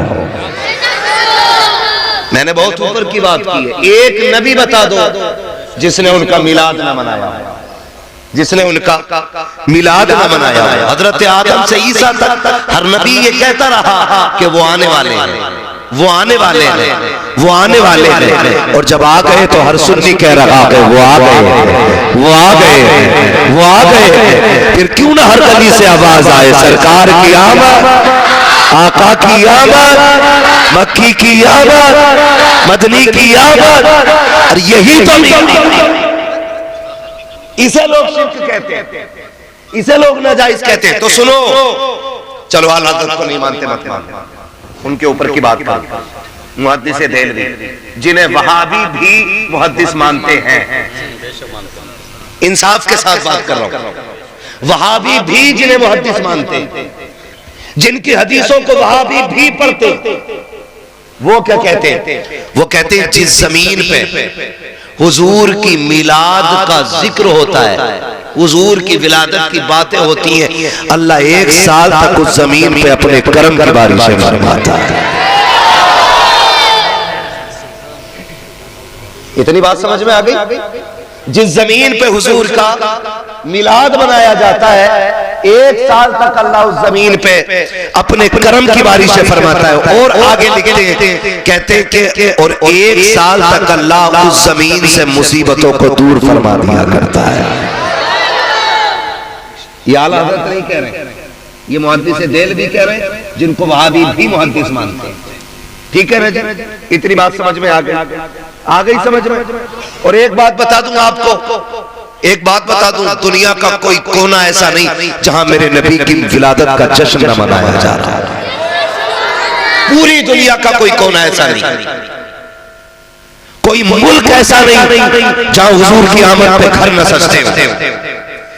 आला हज़रत को कुछ मुल्क वाले जानते हैं, हर मुल्क में आला हज़रत को नहीं जाना जाता, लेकिन जहां आला हज़रत को नहीं जाना जाता वहां भी मिलाद मनाया जाता है। उनसे पूछो आप मिलाद कैसे मनाते हो, तो वो कहते हैं ये मिलाद आज का तरीका नहीं है, हमने अपने बाप से सीखा है, उन्होंने अपने बाप से सीखा है, उन्होंने अपने बाप से सीखा है, उन्होंने अपने बाप से सीखा है। यहाँ तक बताया गया कि ये जो मिलाद मनाया जा रहा है ये आला हज़रत के दौर से नहीं बल्कि मदीने वाले मोहम्मद के दौर से मनाया जा रहा है। सुभान अल्लाह। ये बहुत पहले से मिलाद मनाया जा रहा है, तो मुबारकबाद पेश कर आपने हुजूर का मिलाद सजाया। और एक मोटी सी बात, मोटी सी बात, एक बात बताओ, एक बात बताओ, हुजूर किसके? बोले हुजूर किसके? हमारे हैं ना। तो उनकी बात करने के लिए हमें दलील ढूंढनी पड़ेगी। कोई एविडेंस, कोई सबूत, कोई प्रूफ कि भाई उनकी बात करनी है किस किताब में लिखा है? मुझे एक बात बताओ, हमारे खानदान में चौथी या पांचवी पीढ़ी में ऊपर कोई जमींदार पैदा हुआ होता है, या कोई राजा हुआ होता है, या कोई उनमें वली होता है, या कोई बड़ा काबिल बंदा होता है, तो हम अपनी नस्लों को किससे सुनाते? अबे सुन, हमारे तीसरे नंबर के जो बाप थे ना, अल्लाह ने उन्हें बड़ा इल्म दिया। बताते कि नहीं बताते? उन्हें बताने के लिए कोई हवाले की जरूरत होती है? कोई कहता कि किस किताब में लिखा है? एक बात बताओ, जब हुजूर हमारे हैं तो उनकी बात करने के लिए अलग से दलील की जरूरत क्या है? उसके लिए भी कोई दलील की जरूरत है?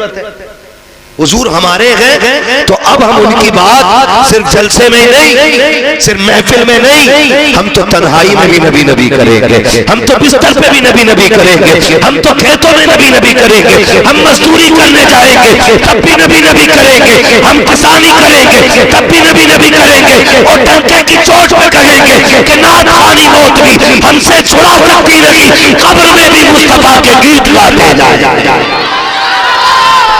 हाँ जी, अल्लाह सलामत रखे। तो ये नबी का जिक्र है, हुजूर का मिलाद है। खुदा करे हर साल और धूमधाम से मनाया जाए, मनाएंगे इंशाअल्लाह। और ये फिक्र मत करना कि भीड़ नहीं आई, हुजूर की बारगाह में भीड़ नहीं, दिल देखे जाते हैं, दिल देखे जाते हैं। आपको क्या लगता है हाजिरी खाली मेंबर वाले लोगों की लगेगी हुजूर की बारगाह में? नहीं, हुजूर की बारगाह में इस बच्चे की भी हाजिरी लग गई है, इन छोटे छोटे बच्चों की भी हाजिरी हुजूर की बारगाह में लग गई है। हुजूर से फरिश्ते कहते होंगे, या रसूल अल्लाह, देखे ना छोटे छोटे बच्चे भी महफिल में आपको याद कर रहे हैं। हाँ, तो हुजूर को खबर जाती है। हुजूर को मेरे नबी ने फरमाया, साहब फरमाया, जो दिल से दुरूद पढ़ता है मैं अपने कानों से सुनता हूँ, और जो बेदिली से पढ़ता है उसका दुरूद फरिश्ते लेके आते हैं। तो हुजूर का नाम जब भी लो ना तो दिल से लेना, ताकि डायरेक्ट बात हुजूर तक पहुंचे। करेंगे ना? और अगली बात करूंगा, बड़ी बात करने लगा हूं, अल्लाह करे ये बात हजम हो जाए। मिलाद, झंडे, एक बात और कही जाती है, ओ भाई इतने झंडे लगा रहे हो, उनकी क्या जरूरत है? इसकी जगह गरीबों में दुपट्टे बांट दो। इन झंडों की क्या जरूरत, 4 दिन बाद उड़ जाएंगे।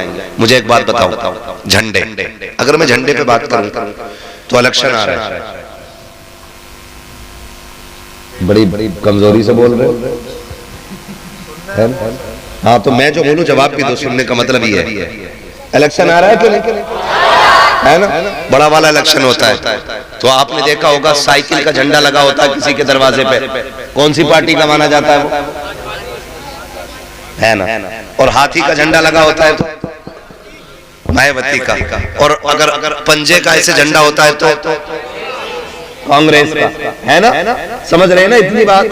और अगर फूल का झंडा लगा होता है तो बीजेपी का ना। क्या मतलब? झंडे से पता लगा लेते हैं कि ये कौन सी पार्टी का बंदा है। साइकिल का लगाया तो समाजवादी के कहलाए, हाथी का लगाया तो मायावती के कहलाए, पंजे का लगाया तो कांग्रेस के कहलाए, फूल का लगाया तो बीजेपी वाले कहलाए। ईद मिलादुन नबी के झंडे लगाया करो, मोहम्मद वाले कहलाया करो। है कि नहीं भाई? है, ईद मिलादुन नबी का झंडा लगाओ तो हुजूर वाले कहे जाओ। तो फिर इस झंडे पे झगड़ा करते, नहीं नहीं नहीं, इसकी जगह दुपट्टे बांट देते। मैंने कहा हम बरेली वाले लोग हैं, तुझसे किसने कह दिया हम बेटियों के दुपट्टे उतार के झंडे बनाते हैं, या जो झंडे लगाते हैं उनकी बेटियों पे दुपट्टे नहीं होते हैं। हम बरेलवी लोग हैं, हमारा हजरत वाले लोग हैं। जा गरीब बेटियों के नाम लिख के लेके आ, खुदा की कसम खा के कहते हैं जब 12वीं का चांद निकलेगा हम गरीबों में दुपट्टे भी बांटेंगे, झंडे भी लगाएंगे, और ये कहेंगे खुदा की कसम ये झंडा भी मदीने वाले के सदके में है, और बेटियों का दुपट्टा भी मदीने वाले के सदके में। नारे रिसालत, नारे रिसालत, मसला के आला हजरत हजरत अल्लामा मुफ्ती अहमद रज़ा साहिब किबला, नारे तकबीर। यार जब हर पार्टी का एक झंडा हो सकता है तो मेरे हुजूर का झंडा नहीं होगा? होना चाहिए कि नहीं? क्यों नहीं होना चाहिए भाई? बिला वजह में शोर, झंडा नहीं लगा, झंडा हम लगाएंगे, हम झंडा लगाएंगे। और ये बिदअत नहीं है, ये शिरक नहीं है, ये जिब्रील अमीन की सुन्नत है। जिब्रील अमीन की सुन्नत है। और याद रखिएगा, जो हुजूर की विलादत का जश्न मनाता है ना, जो उनकी विलादत का जश्न मनाता है, हुजूर उस पे खास तवज्जो फरमाया करते हैं। हुजूर उस पे खास तवज्जो फरमाते हैं। बेटा पैदा हो ना किसी घर में, बेटा मुखिया पूरे मोहल्ले को लड्डू बांट रहा है, कुछ भी नहीं है, मोबाइल बेच दिया चच्चा ने, लड्डू बांटो भतीजा आया है। अगर बेटों की हम खुशी मना सकते हैं तो मदीने वाले मुस्तफा की खुशी क्यों नहीं मना सकते हैं? यही तो मसला है। फिर कहते नहीं नहीं नहीं, इस दिन तो इंतकाल हुआ था हुजूर का, 12 वफात। ये जो जुमले बोले जाते हैं ना, ये वहाबियों के दिया हुआ जुमला है। 12 वफात, वफात मींस मौत। वो ये अजबर कराना चाहते हैं कि 12 तारीख को हुजूर का विसाल हुआ है। मैंने कहा चलो मान लिया कि 12 तारीख को हुजूर का विसाल हुआ, मान लिया, लेकिन मिलाद हम फिर भी मनाएंगे। कहता क्यों? उस दिन तो गम का दिन है, सहाबा रो रो के निडाल थे। मैंने कहा मेरे हुजूर फरमाते हयाती खैरुल लकुम व ममाती खैरुल लकुम, मेरा आना भी तुम्हारे लिए बेहतर, मेरा जाना भी तुम्हारे लिए बेहतर है। हाय हाय हाय, कितनी अच्छी आपने दाद दी है। कसम से कह रहा हूं, हमारी थकन मुर्गे मुसल्लम और बकरों शकरों से नहीं उतरती, हमारी थकन तो आप लोगों की सुभान अल्लाह से उतर जाया करती है ना। हाँ, अल्लाह आपको सलामत रखे। इतना अच्छा सुन रहे, ऐसा लग रहा है जैसे महफिल शुरू हो रही है ना। पीछे वाले लोग भी दिल से सुन रहे है ना। चच्चा बोलो सुभान अल्लाह। बुढ़ापा उम्र से नहीं आता, जज्बात से आता है। कई बार 70 साल में बंदा जवान रहता है, वो कभी 22 में बूढ़ा हो जाता है। इसलिए जज्बात जवान रहने चाहिए। मैं क्या बात आपसे कह रहा था, भूल गए आप लोग? नहीं ना, मैंने क्या कहा था? हाँ, सलामत रहे। देखो ये 12 वफात कहलवाया जाता हमसे, 12 वफात, ठीक है। इसलिए ताकि हमें यह अजबर करा दिया जाए कि हुजूर मर गए। गम उसका होता जो मर जाए, हमारा नबी जिंदा है। जितने मानते वही बोले जिंदा है। हमारा नबी, हमारा नबी, हमारा नबी का जिंदा होते तो दिखते ना। तो मैंने दिखते हैं ना, तो कह रहा मैं तो 5 महीने से उनके रोजे पे ड्यूटी कर रहा हूं, मैंने आज तक नहीं देखे। मैंने कहा 40 काफिर खड़े थे हुजूर की चौखट पे हिजरत की रात, और सरकार उनके सामने से निकल के गए। जब 40 को दिखाई न दिए दरवाजे से गुजरते हुए, तो 4 को क्या नजर आया है? काफिर देखा किसने? हम कैसे मान ले के जिंदा है? मैंने कहा तू नहीं मानेगा। हुजूर उन्हें दिखाई देते हैं जो अदब से जाया करते हैं, जो इश्क से जाया करते हैं। कहा कौन गया? कहा मेरा इमाम अहमद रजा गया है, बरेली का ताजदार मदीने गया है, और एक तमन्ना लेकर के गया था, सरकार बगैर देखे आपने सलाम पढ़ा है, पूरी जिंदगी बगैर देखे आपकी नाते पड़ी है। आज अहमद रजा मदीने आ गया है, आज बगैर देखे नहीं पड़ेगा, बल्कि सरकार पहले जलवा दिखाई है, फिर अहमद रजा आपके सर को देखेगा तो फिर झूम के कहेगा मुस्तफा जाने रहमत, पहला को सलाम, शमे बज़ में हिदायत, पहला को सलाम।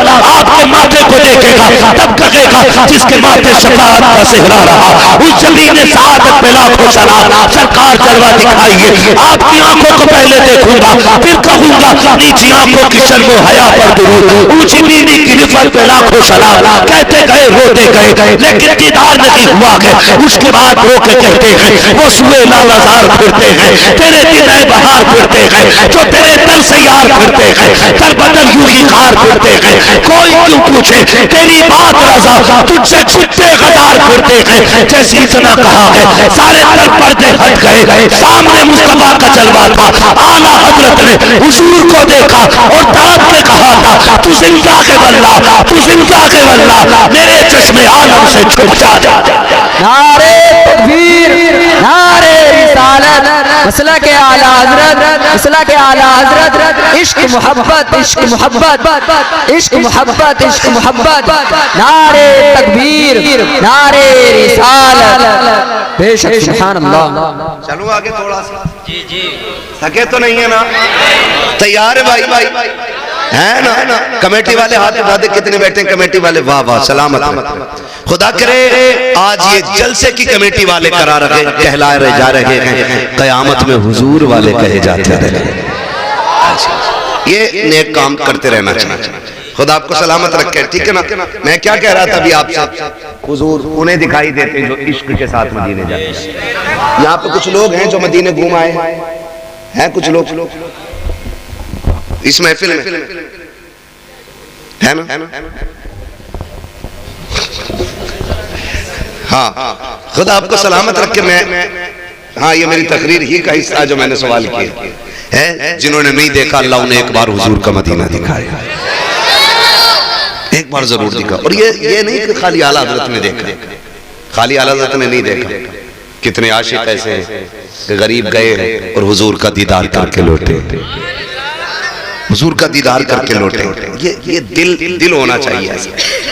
दिल आपका जब इश्क का नगीना होगा ना, तो फिर सामने हुजूर का जलवा होता है ना? सामने हुजूर का। मुझे वो बात याद आ गई, ये बता दूं आपको। एक साहब हज करके आए, बड़े गरीब बंदे थे वो, बहुत गरीब। जब से वो हज करके लौटे ना, बूढ़े आदमी थे, बुजुर्ग थे, कोई काम करते थे मजदूरी का। जब आए ना हज करके वापस, तो आंखें बंद रखते थे, खोलते ही नहीं, बहुत कम आंखें खोलते थे। फुर्सत मिलती आंखें बंद कर लेते। किसी ने कहा, चाचा जब से लौटे हो ना हज से, आंखें बंद क्यों रखते हो? तो उन्होंने कहा था एक राज है इसमें, एक राज है इसमें। बेटे यहाँ जाओ, कुर्सी ले लो, तुम तकरीर करो, हम सुनेंगे। आ जाओ। बस करें भाई, बस ठीक है। मुझे बोलने दे जरा, आप ना कहें कुछ मैं कह लूंगा, मेरे भाई हैं ये, कोई बात नहीं है। हाँ, कभी कभी चूक हो जाती है, तो थोड़ा सा मीठे लफ्जों में, ज्यादा सख्त में नहीं। ठीक है, तवज्जो है ना? हाँ, मुझे पसीना आ रहा है, मैं इतनी मेहनत से बोल रहा हूँ, थोड़ा सा ख्याल करें इस पसीने का। खुदा आपको सलामत रखे। तो वो हज से लौटे ना, तो आंखें बंदी रखते थे। उनसे पूछा, चाचा आपकी आंखें बंद रहती हैं, कभी खोलते कि बहुत कम खोलते हो? उन्होंने कहा इसमें राज है बेटे। कहा क्या राज है? कहा बड़े जमाने से तमन्ना थी हुजूर का मदीना देखूं, लेकिन मैं बड़ा गरीब था। एक जमाना लग गया तैयारी करते करते, एक जमाने तक पैसा इकट्ठा किया, और आखिरी पड़ाव में जिंदगी के हुजूर के मदीने में हाजिरी हो गई। कहा जब मैं हुजूर के रोजे पे पहुंचा, मैं दीवाना था और बड़ी तड़प थी मेरे सीने में। कहा जब जालियां हुजूर के रोजे के सामने आई ना, तो कहने लगे बेटे मैं अपने आप को रोक ना सका, मैंने दौड़ के हुजूर की जालियां पकड़ी। कहा वहां पे मुतव्वा खड़ा था, उसने ना मुझे पकड़ा और कहा शिर्क, हाजी शिर्क। उसने शिर्क कह के ना मुझे छुड़ाने की कोशिश की, लेकिन मैं कैसे छोड़ देता यार, पूरी जिंदगी की तड़प मेरे सीने में थी। कहा उसने पूरी ताकत लगा दी, मैंने नहीं छोड़ा। वो इधर खींचता था, मैं हुजूर की जाली पकड़े हुए था। कहा उसने फिर जोर से लाठी मारी मेरे हाथ पे। कहा जैसी लाठी लगी बूढ़ा था, दर्द बहुत तेज उठा, बर्दाश्त न कर सका, बेहोश होके गिर गया। उसने कहा जब मैं बेहोश होके गिरा ना, तो इधर आंख लगी, उधर मैंने ख्वाब में हुजूर को देखना शुरू कर दिया था। जब लाठी लगी और मैं बेहोश होके गिरा ना, तो मैं क्या देखता हूं, हुजूर बैठे और मैं बैठा हूं। जिस हाथ में लाठी लगी है ना, हुजूर ने मेरा हाथ पकड़ रखा है और हाथ फेर के कह रहे दर्द हो रहा है, दर्द हो रहा है। मैंने कहा या रसूल अल्लाह, कितने दुख उठा के यहां तक पहुंचा हूं, ये तो कुछ भी नहीं है। कहते फिर हुजूर सीने से लगा के कहते दुख न कर कर यार तक आने के लिए लाठियां खानी पड़ जाया करती, महबूब तक आने के लिए तकलीफें उठानी पड़ जाती हैं। उसने कहा आज भी इसीलिए आंखें बंद करता हूं, काश फिर आंख बंद हो और फिर हुजूर ख्वाब में तशरीफ ले आया। तो ये ताल्लुकात दिल के होते हैं, दिल के होते हैं, जो हुजूर को जिंदा मानते हैं और ये अकीदा लेके जाते हैं, फिर हुजूर उन्हें ज़ियारत नसीब कराते हैं। हाँ, और बात की जाती बोले हुजूर को इल्म गैब नहीं, हुजूर को क्या पता है, हुजूर को क्या पता है। सारी बात छोड़ यार, हुजूर को तो उस शय का भी पता है जो उनके मदीने में है। ये बात भी लोग कहते हैं कि मदीने शरीफ की नियत से नहीं जाना चाहिए, हुजूर के रोजे की हाजिरी की नियत लेके जाना ये शिर्क है, ये वहां भी लोग कहते हैं। और मेरा इमाम कहता काबे का नाम तक न लिया तैबा ही कहा, पूछा था हमसे जिसने कि नौजत किधर की है। हम तो अगर हज को भी जा रहे हैं तो मदीने ही बता रहे हैं, क्योंकि उसके तो पहल हज भी खुदा ने करा है। असले मुराद हाजिरी उस पाक दर की है। तो हुजूर को हर उस शय की खबर है, हर शय की खबर है, क्योंकि हुजूर के मदीने से आज भी आवाज आती है, खंजर चले किसी पे तड़पते हैं हम अमीर, सारे जहां का दर्द हमारे जिगर में है, सारे जहां का दर्द हमारे जिगर में है। आज यहाँ बैठे हो ना, खेत में बैठे हो, हुजूर जानते हैं, मैं नहीं जानता आपके बाप का नाम क्या, इन बच्चों के बाप का नाम क्या, ये किस खानदान से ताल्लुक रखते हैं, लेकिन अल्लाह की इज्जत की कसम हुजूर हर शख्स का नाम जानते हैं, हर शख्स के बाप का नाम जानते हैं, हर एक बच्चे के खानदान को जानते हैं, किसकी माँ कौन है ये भी हुजूर को पता है, किसका बाप कौन है ये भी हुजूर को पता है। तभी बरेली से आवाज आती है और कोई गैब क्या, तुमसे लिहा हो भला, जब ना खुदा की छुपा तुम पे करोड़ों सलाम है ना। हाँ माशाल्लाह, तो वही मैं चाह रहा हूं, आवाज आती है, ठीक है ना। जब ना खुदा की छुपा, थक गए हो नहीं थके फिर बोलो, जब ना खुदा की छुपा तुम पे करोड़ों, ठीक है ना। हुजूर आए, कायनात मुस्कुराने लगी। अब वो अपना अपना नसीब है। हुजूर आए, माँ बाप मिले। आप कहोगे माँ बाप के बगैर तो कोई पैदा ही नहीं होता, ये कैसे हुआ? मैंने कहा सुनो, माँ बाप होते थे लेकिन माँ बाप की तरह आज की तरह नहीं होते थे। औलाद ही अपने बाप को बाजार में बेच देती थी। माँ बाप के इंतकाल के बाद, माँ बाप के इंतकाल के बाद बच्चे अपने घर की नौकरानी बना लेते थे। हाँ, बेटे बांट लेते थे, कनीजों में माएँ दाखिल होती थी। ये तो हुजूर आए तो उन्होंने कहा जन्नत तहता क़दामी उम्महातिकुम, जन्नत तुम्हारी माओं के कदमों के नीचे है। खुदा की कसम, माँ अगर गोबर और मिट्टी करने वाली है ना, तो हर बेटे के लिए उसकी जन्नत उसके कदमों में रखी गई है। हर उस शख्स को हुजूर के नाम का झंडा लगाना चाहिए जिसके घर के अंदर माँ मुस्कुरा रही है। हाँ, मैं यहाँ अकीदे पे बात नहीं कर रहा हूँ, मैं कह रहा हूँ हर उस शख्स को झंडा लगाना चाहिए जिसके घर में माँ मौजूद है, इसलिए कि माँ जैसी कोई दौलत कायनात में नहीं है ना। माँ जैसी दौलत कोई कायनात में है ही नहीं। और आज ना हम माँ ही की कदर नहीं करते, हम बाप की कदर नहीं करते। अब्बा को सोचते बूढ़ा हो गया, चलो खाट इसकी बाहर डालो, अब इस पे मेरा कब्जा मकान। बूढ़ा बाप बोझ लगने लगता है। कभी ये मत समझना कि बाप मर जाएगा, मकान खाली हो जाएगा, फिर मौज करेंगे। जब घरों से बाप की चारपाई उठ जाती है ना, फिर घर घर नहीं रहते, घर कब्रिस्तान बन जाया करते हैं।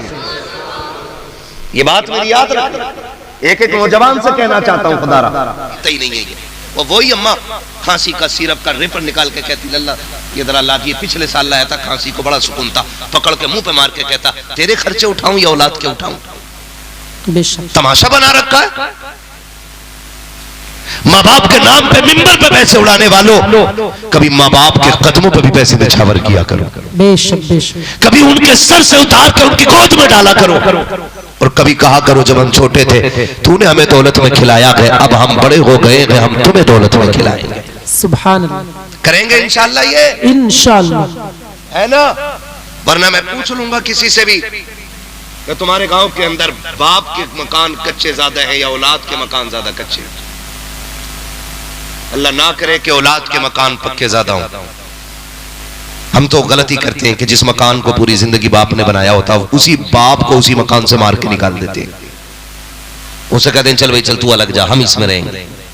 ऐसा नहीं, ऐसा सुनो मैं एक पहचान बता जाऊं, खुद देख लेना। सब कहते हैं मैं अपने माँ बाप की फिक्र करता हूं, कपड़े देखने में तो सबके ही पता लग जाते हैं। किसी बाप की चादर में बीड़ी के 6 सुराख हो और बेटे की शॉल में एक भी सुराख ना हो, समझ लेना इसके घर में बाप की इज्जत नहीं है। एक मिसाल और देने लगा, बाप से पूछोगे औलाद कैसे रखती है, वो कहता जी जैसी मेरी औलाद अल्लाह सबको ऐसी औलाद दे, बड़ी खिदमत करते मेरे बेटे। लेकिन सच कब पता चलता है, जब कहीं चौक में आग लगी हो, आग पे हाथ सेकने वाले लोग उठ के चले जाएं, अगर कोई बूढ़ा पूछी राख पे बैठा मिल जाए तो समझ लेना इसके घर वाले इसकी इज्जत नहीं करते। समझ गए ये जुमला? राख बुझने के बाद भी अगर कोई बूढ़ा राख के सहारे बैठा है ना, तो समझ लेना इसका बेटा इसका ख्याल नहीं रखता है। आप खुद अंदाजा लगा लीजिएगा। अब मैं बेटों से कहूंगा, अगर दुनिया और आखिरत में अमीर होना चाहते हो तो माँ बाप की फिक्र करना शुरू कर दो, खुदा की रहमतें तुम्हारे खजाने भरना शुरू कर देंगे। बेशक करेंगे इंशाअल्लाह, इंशाअल्लाह करेंगे माँ बाप की कदर इंशाअल्लाह। इंशाअल्लाह। अब वक्त बहुत ज्यादा हो गया है, मेरा इतना ही सबक काफी है कि उर्स में आपने ये हुजूर की नाम की महफिल सजाई है। आज साहिब मजार के भी हाथ उठते होंगे बार बार और वो कहते होंगे मालिक इस जमात को सलामत रखना जिसने उर्स पे शैतान के तरीके निकाल के मदीने वाले की बातें की। मौला करीम तमाम अरकान कमेटी, बानियान जलसा और हुजूर के तमाम दीवानों को साहिब मजार के फयूज़ व बरकत से माला माल फरमाए। आमीन अल्लाहुम्मा आमीन। मिंबर रसूल पर उलमाए अहले सुन्नत का मुबारक काफिला जलवगर है। सर फहरिस्त मेरे मजलिस की हैसियत से तशरीफ फरमा होने वाली शख्सियत हमारे मुरादाबाद की शान भी है बेशक बेशक और मुरादाबाद के दारुल इफ्ता की पहचान भी है। एक नहीं, 100 नहीं, हजारों उलमा के उस्ताद भी हैं। बेशक सूफी बासफा हजरत अल्लामा मौलाना मुफ्ती सुलेमान अहमद साहिब क़िबला दामजिल्लहुल आली। बेशक अभी आपने मद्दाह खैरुल अनाम शायर अहले सुन्नत भाई ताहिर रजा रामपुरी साहिब क़िबला, उनसे बड़े खूबसूरत लबो लहजे में नात और मनक़बत के अशार मुलाहिज़ा फरमाए। बेशक इतना अच्छा पढ़ते ही हैं कि ये पढ़ते रहे तो दिल करता है कि बस इनसे सुनते ही रहे। बेशक ये इनकी करम नवाजी है कि अपने वक्त को मुख्तसर करते हुए ये माइक इन्होंने हमारे हवाले किया। ये सिर्फ उत्तर प्रदेश नहीं बल्कि हिंदुस्तान के हर सूबे में जाने और पहचाने जाते हैं। बेशक बल्कि अक्सर जलसों में बिहार बंगाल की तरफ नकीब बदल जाते हैं, खतीब बदल जाते हैं, लेकिन अक्सर जलसों में भाई ताहिर रजा रामपुरी ही नजर आया करते हैं। बेशक और इनकी जो मनक़बत अभी इन्होंने करबला के ताजदार के हवाले से पढ़ी, उसका चर्चा सिर्फ हिंदुस्तान नहीं बल्कि बैरून मुल्क में भी हो रहा है। हक बात। बेशक बड़े बड़े रात खां उस कलाम के हवाले से जब बात करते हैं तो रामपुर के ताहिर रजा का भी जिक्र आया करता है। हक बात। बेशक ये सब तुम्हारा करम है आका के बात अब तक बनी हुई है। बड़ी खूबसूरत नाते आपने सुनी। थोड़ी देर के लिए हाजिर खिदमत हूं, बातें अगर कड़वी लगे तो माफ कर दीजिएगा, क्योंकि मैं जितना भी कड़वा बोलूं आपको जलील करने के लिए नहीं, आपको दुख देने के लिए नहीं, बस ये सोच के बोलता हूं कि अंदाजे बयां मेरा बहुत शौक नहीं है, शायद कि उतर जाए तेरे दिल में मेरी बात। बेशक हजारों साल नरगिस अपनी बेनूरी पे रोती है, बड़ी मुश्किल से होता है चमन में दीदावर पैदा। वाह वाह, बेशक हक बात। मुझे इस बात से आपकी कोई शिकायत नहीं कि आपने सलाम का जवाब आहिस्ता दिया। दुरूद पाक के लिए कहा गया तो मुश्किल से 2-3% लोगों ने दुरूद पाक पढ़ा। मैं जानता हूं माहौल बदलने में वक्त लगता है। जी बेशक। तमाशों से निकल के जलसों में आओ तो कुछ तो फर्क दिखाई देगा ना। मगर मैं फिर भी इस नजरिए से गुफ्तगू करने की कोशिश कर रहा हूं कि मेरे यकीन मुझे, मेरे वजूद मुझे एड़ियां रगड़ने दे, मेरे वजूद मुझे एड़ियां रगड़ने दे, मेरा यकीन है पानी यहीं से निकलेगा। बेशक बेशक। उम्मीद है इंशाअल्लाह वो बहार इसी जमीन पे आएगी कि इस जमीन को जलसे और जुलूस के नामों से जाना और पहचाना जाएगा इंशाअल्लाह। मैं आपका पड़ोसी हूं, आप मेरे पड़ोसी हैं। और मिंबर शरीफ पर जो शख्सियत जलवगर है, जिनका जिक्र मैं बार बार कर रहा हूं, ये मेरी भी सरपरस्ती फरमा रहे हैं और आपकी भी सरपरस्ती फरमा रहे हैं। इंशाअल्लाह अगर कोई कमी होगी तो हजरत की तरफ से जरूर नसीहत कबूल की जाएगी। जी। जब इतने बड़े लोग मिंबर पे बैठे हो तो छोटे लोगों को बहुत संभल के बोलना पड़ता है। ये इनकी जर्रा नवाजी है कि अपनी मौजूदगी में मुझ जैसे कमील बंदे को माइक पर आने का मौका मिला है। और ये मेरी खुशनसीबी है कि हम अपने बड़ों के सामने अपनी बात कहने का मौका पा रहे हैं। बेशक बेशक। खुदा सलामत रखे उन लोगों को जिन्होंने ये महफिल सजाई है। आमीन आमीन। और मौका उर्स का है। जी। किस चीज का है? उर्स का। बोले जरा किस चीज का है? मैं समझ सकता हूं कि अभी मिजाज कव्वाली वाला ही होगा, क्योंकि 50% अभी लोगों के सर पे टोपियां नहीं आई हैं। जी। मैं आपको आने वाले जलसों के लिए ये सबक दे दूं जी कि जब हुजूर की महफिल में आया करो तो टोपी जरूर लाना,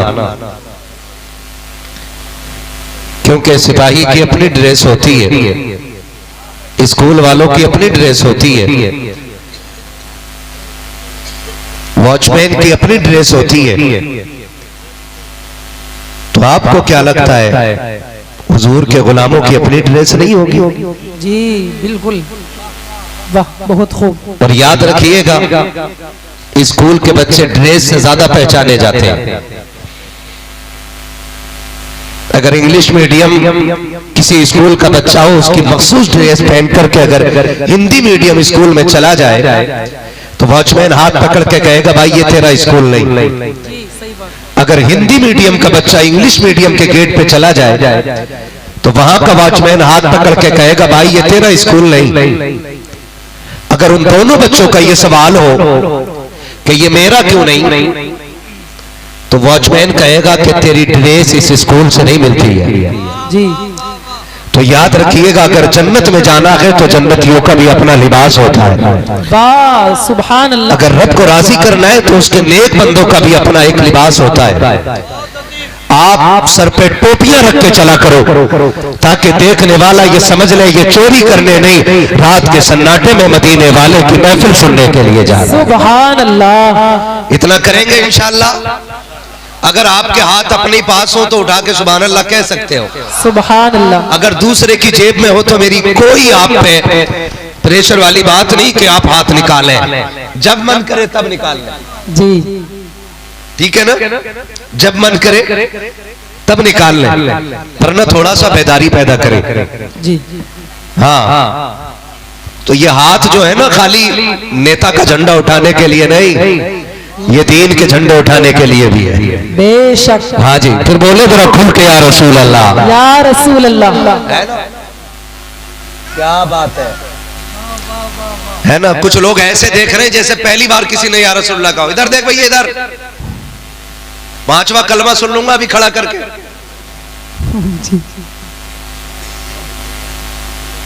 हाँ, अल्लाह तौफीक देना। इधर से आवाज आ रही, पहले में ही गिर जाएगा।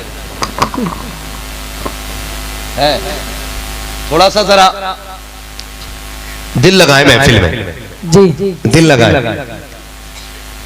हिंदुस्तान को आजाद हुए कितने साल हो गए? बोलो जोर से। कतई बोलने तैयार ना है। 77, 78 गिनती लगाते जाओ। है जी, लगभग पौन सदी हो गई है। जी बिल्कुल सही बात। पौन सदी हो गई है। कुछ सालों के बाद एक सदी मुकम्मल होने वाली है। बेशक। बहुत गौर से मेरी बात सुनिएगा। आजादी के इन तमाम सालों में हमने अभी तक कोई काम ऐसा नहीं किया कि जो हम फख्र से ये कह पाते कि हमारी कौम ने यहां पे 1 नंबर हासिल किया है।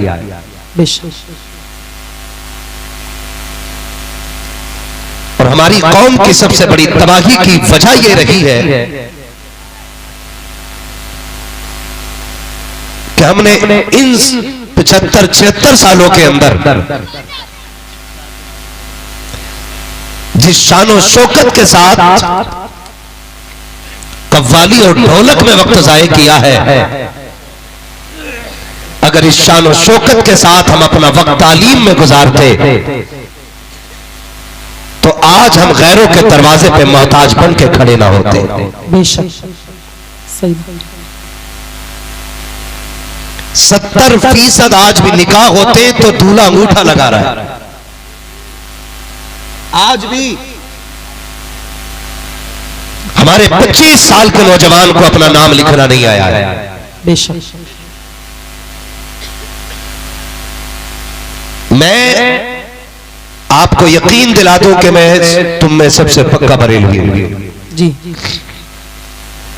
लेकिन मसला के आला हजरत यह है कि मजार पे सिर्फ एक चादर चढ़ानी चाहिए। हक बात। बेशक। जब तक वो पुरानी ना हो जाए तब तक दूसरी चादर की इजाजत नहीं। इजाजत जोर से इजाजत नहीं है। लेकिन भला हो हमारी कौम के इस तरह के गवैयों का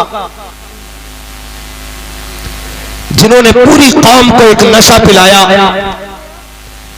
और ये बात कही कि मैं तो नाचूंगी गूलर तले, जिसे मुसल्ले पे खड़े होने की तमीज ना आई, वो दावे के साथ कहता है कि मुझ पे चिश्ती रंग चढ़ गया है। अल्लाहु अकबर। हमारी कौम का अलमिया यह है कि जहालत कसरत से पाई जा रही है और पढ़ने वालों को हिकारत की निगाह से देखा जा रहा है। सच बात। कुछ दिन पहले का केस अपने इसी इलाके का था। एक बच्ची दिल्ली में ड्यूटी करती थी पुलिस डिपार्टमेंट में, उस बच्ची का कत्ल कर दिया जाता है। मां बाप रोड घेर के बैठ जाते, लेकिन इंसाफ बोलो नहीं मिला। इंसाफ क्या लगता है? इंसाफ रोड पे बैठ के मिलेगा? नहीं। इंसाफ गाड़ियां रोकने से मिलेगा? इंसाफ एक भीड़ लेकर के चौक जाम करने से मिलेगा?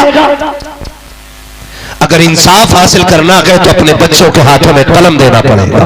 बेशक। अगर आपको कामयाब होना है तो अपनी नस्लों को कलम देना पड़ेगा। अगर कामयाब बनाना है अपनी कौम को तो अभी से अपने बच्चों के जहन के अंदर तालीम का मयार आला बनाना पड़ेगा। बेशक। लेकिन वो कौम जो बच्चों की कमाई खाने की आदी हो जाए, उस कौम के बच्चे कभी आला मयार के मनसब पे फाइज नहीं हो सकते। बिल्कुल सही बात।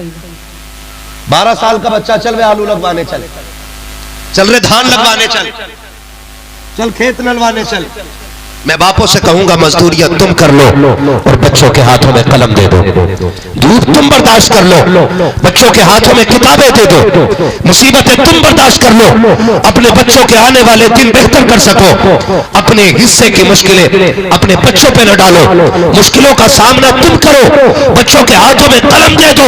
गारंटी के साथ कहता हूं, जब IAS IPS बन करके कोई मोहम्मद अरबी का गुलाम मनसब पे बैठा होगा तो कोई रिश्वत देने वाला इतना अमीर नहीं बना है जो मोहम्मद अरबी को खरीद सके, उनके गुलामों को खरीद सके, उनको दी हुई तालीम को खरीद सके। खुदा की कसम, आज जो नाइंसाफी हो रही है, आज जो मजलूम सताए जा रहे हैं, आज जो ताकतवर के हक में इंसाफ जा रहा है, फर्क सिर्फ इतना है कि वो लोग मनसब के हकदार हैं जिनको नहीं बैठना था। काश अगर मोहम्मद अरबी के गुलाम बैठे होते तो मजलूम को इंसाफ मिलता, जालिम सजाएं पाते, फिर दुनिया देख के कहती अगर आज का गुलाम ऐसा है तो कल का फारूक आजम कैसा रहा हो। नारे तकबीर, नारे रिसालत, मसलके आला हजरत मुफ्ती हम्माद रजा साहिब किबला। सुभान अल्लाह, सुभान अल्लाह, बहुत खूब, अच्छा पैगाम। पढ़ाओ अपने बच्चों को। कह रहा दिल ही नहीं लग रहा जब तक ढोलक न बजे। जी बिल्कुल सही। हाँ, मजा ही नहीं आ रहा है जब तक ढोलक की आवाज ना निकले। मैं मुबारकबाद पेश करता हूं इस कमेटी को, 13 आयत दुरुस्त आयत, कम से कम इतनी तब्दीली तो आई है ना, जिन्होंने आज महफिल सजा के ऐलान किया है कि मोहम्मद से वफा, तूने तो हम तेरे हैं, ये जहां चीज है क्या लोहो कलम तेरे है। बेशक बेशक। और आएगा दौर इंशाअल्लाह, अल्लाह करे वो तब्दीली आए कि इस महफिल में एक भी नंगे सर बैठा ना हो इंशाअल्लाह, बल्कि जितने भी बैठे हो वो सफा के चाहने वाले ही बैठे होने चाहिए।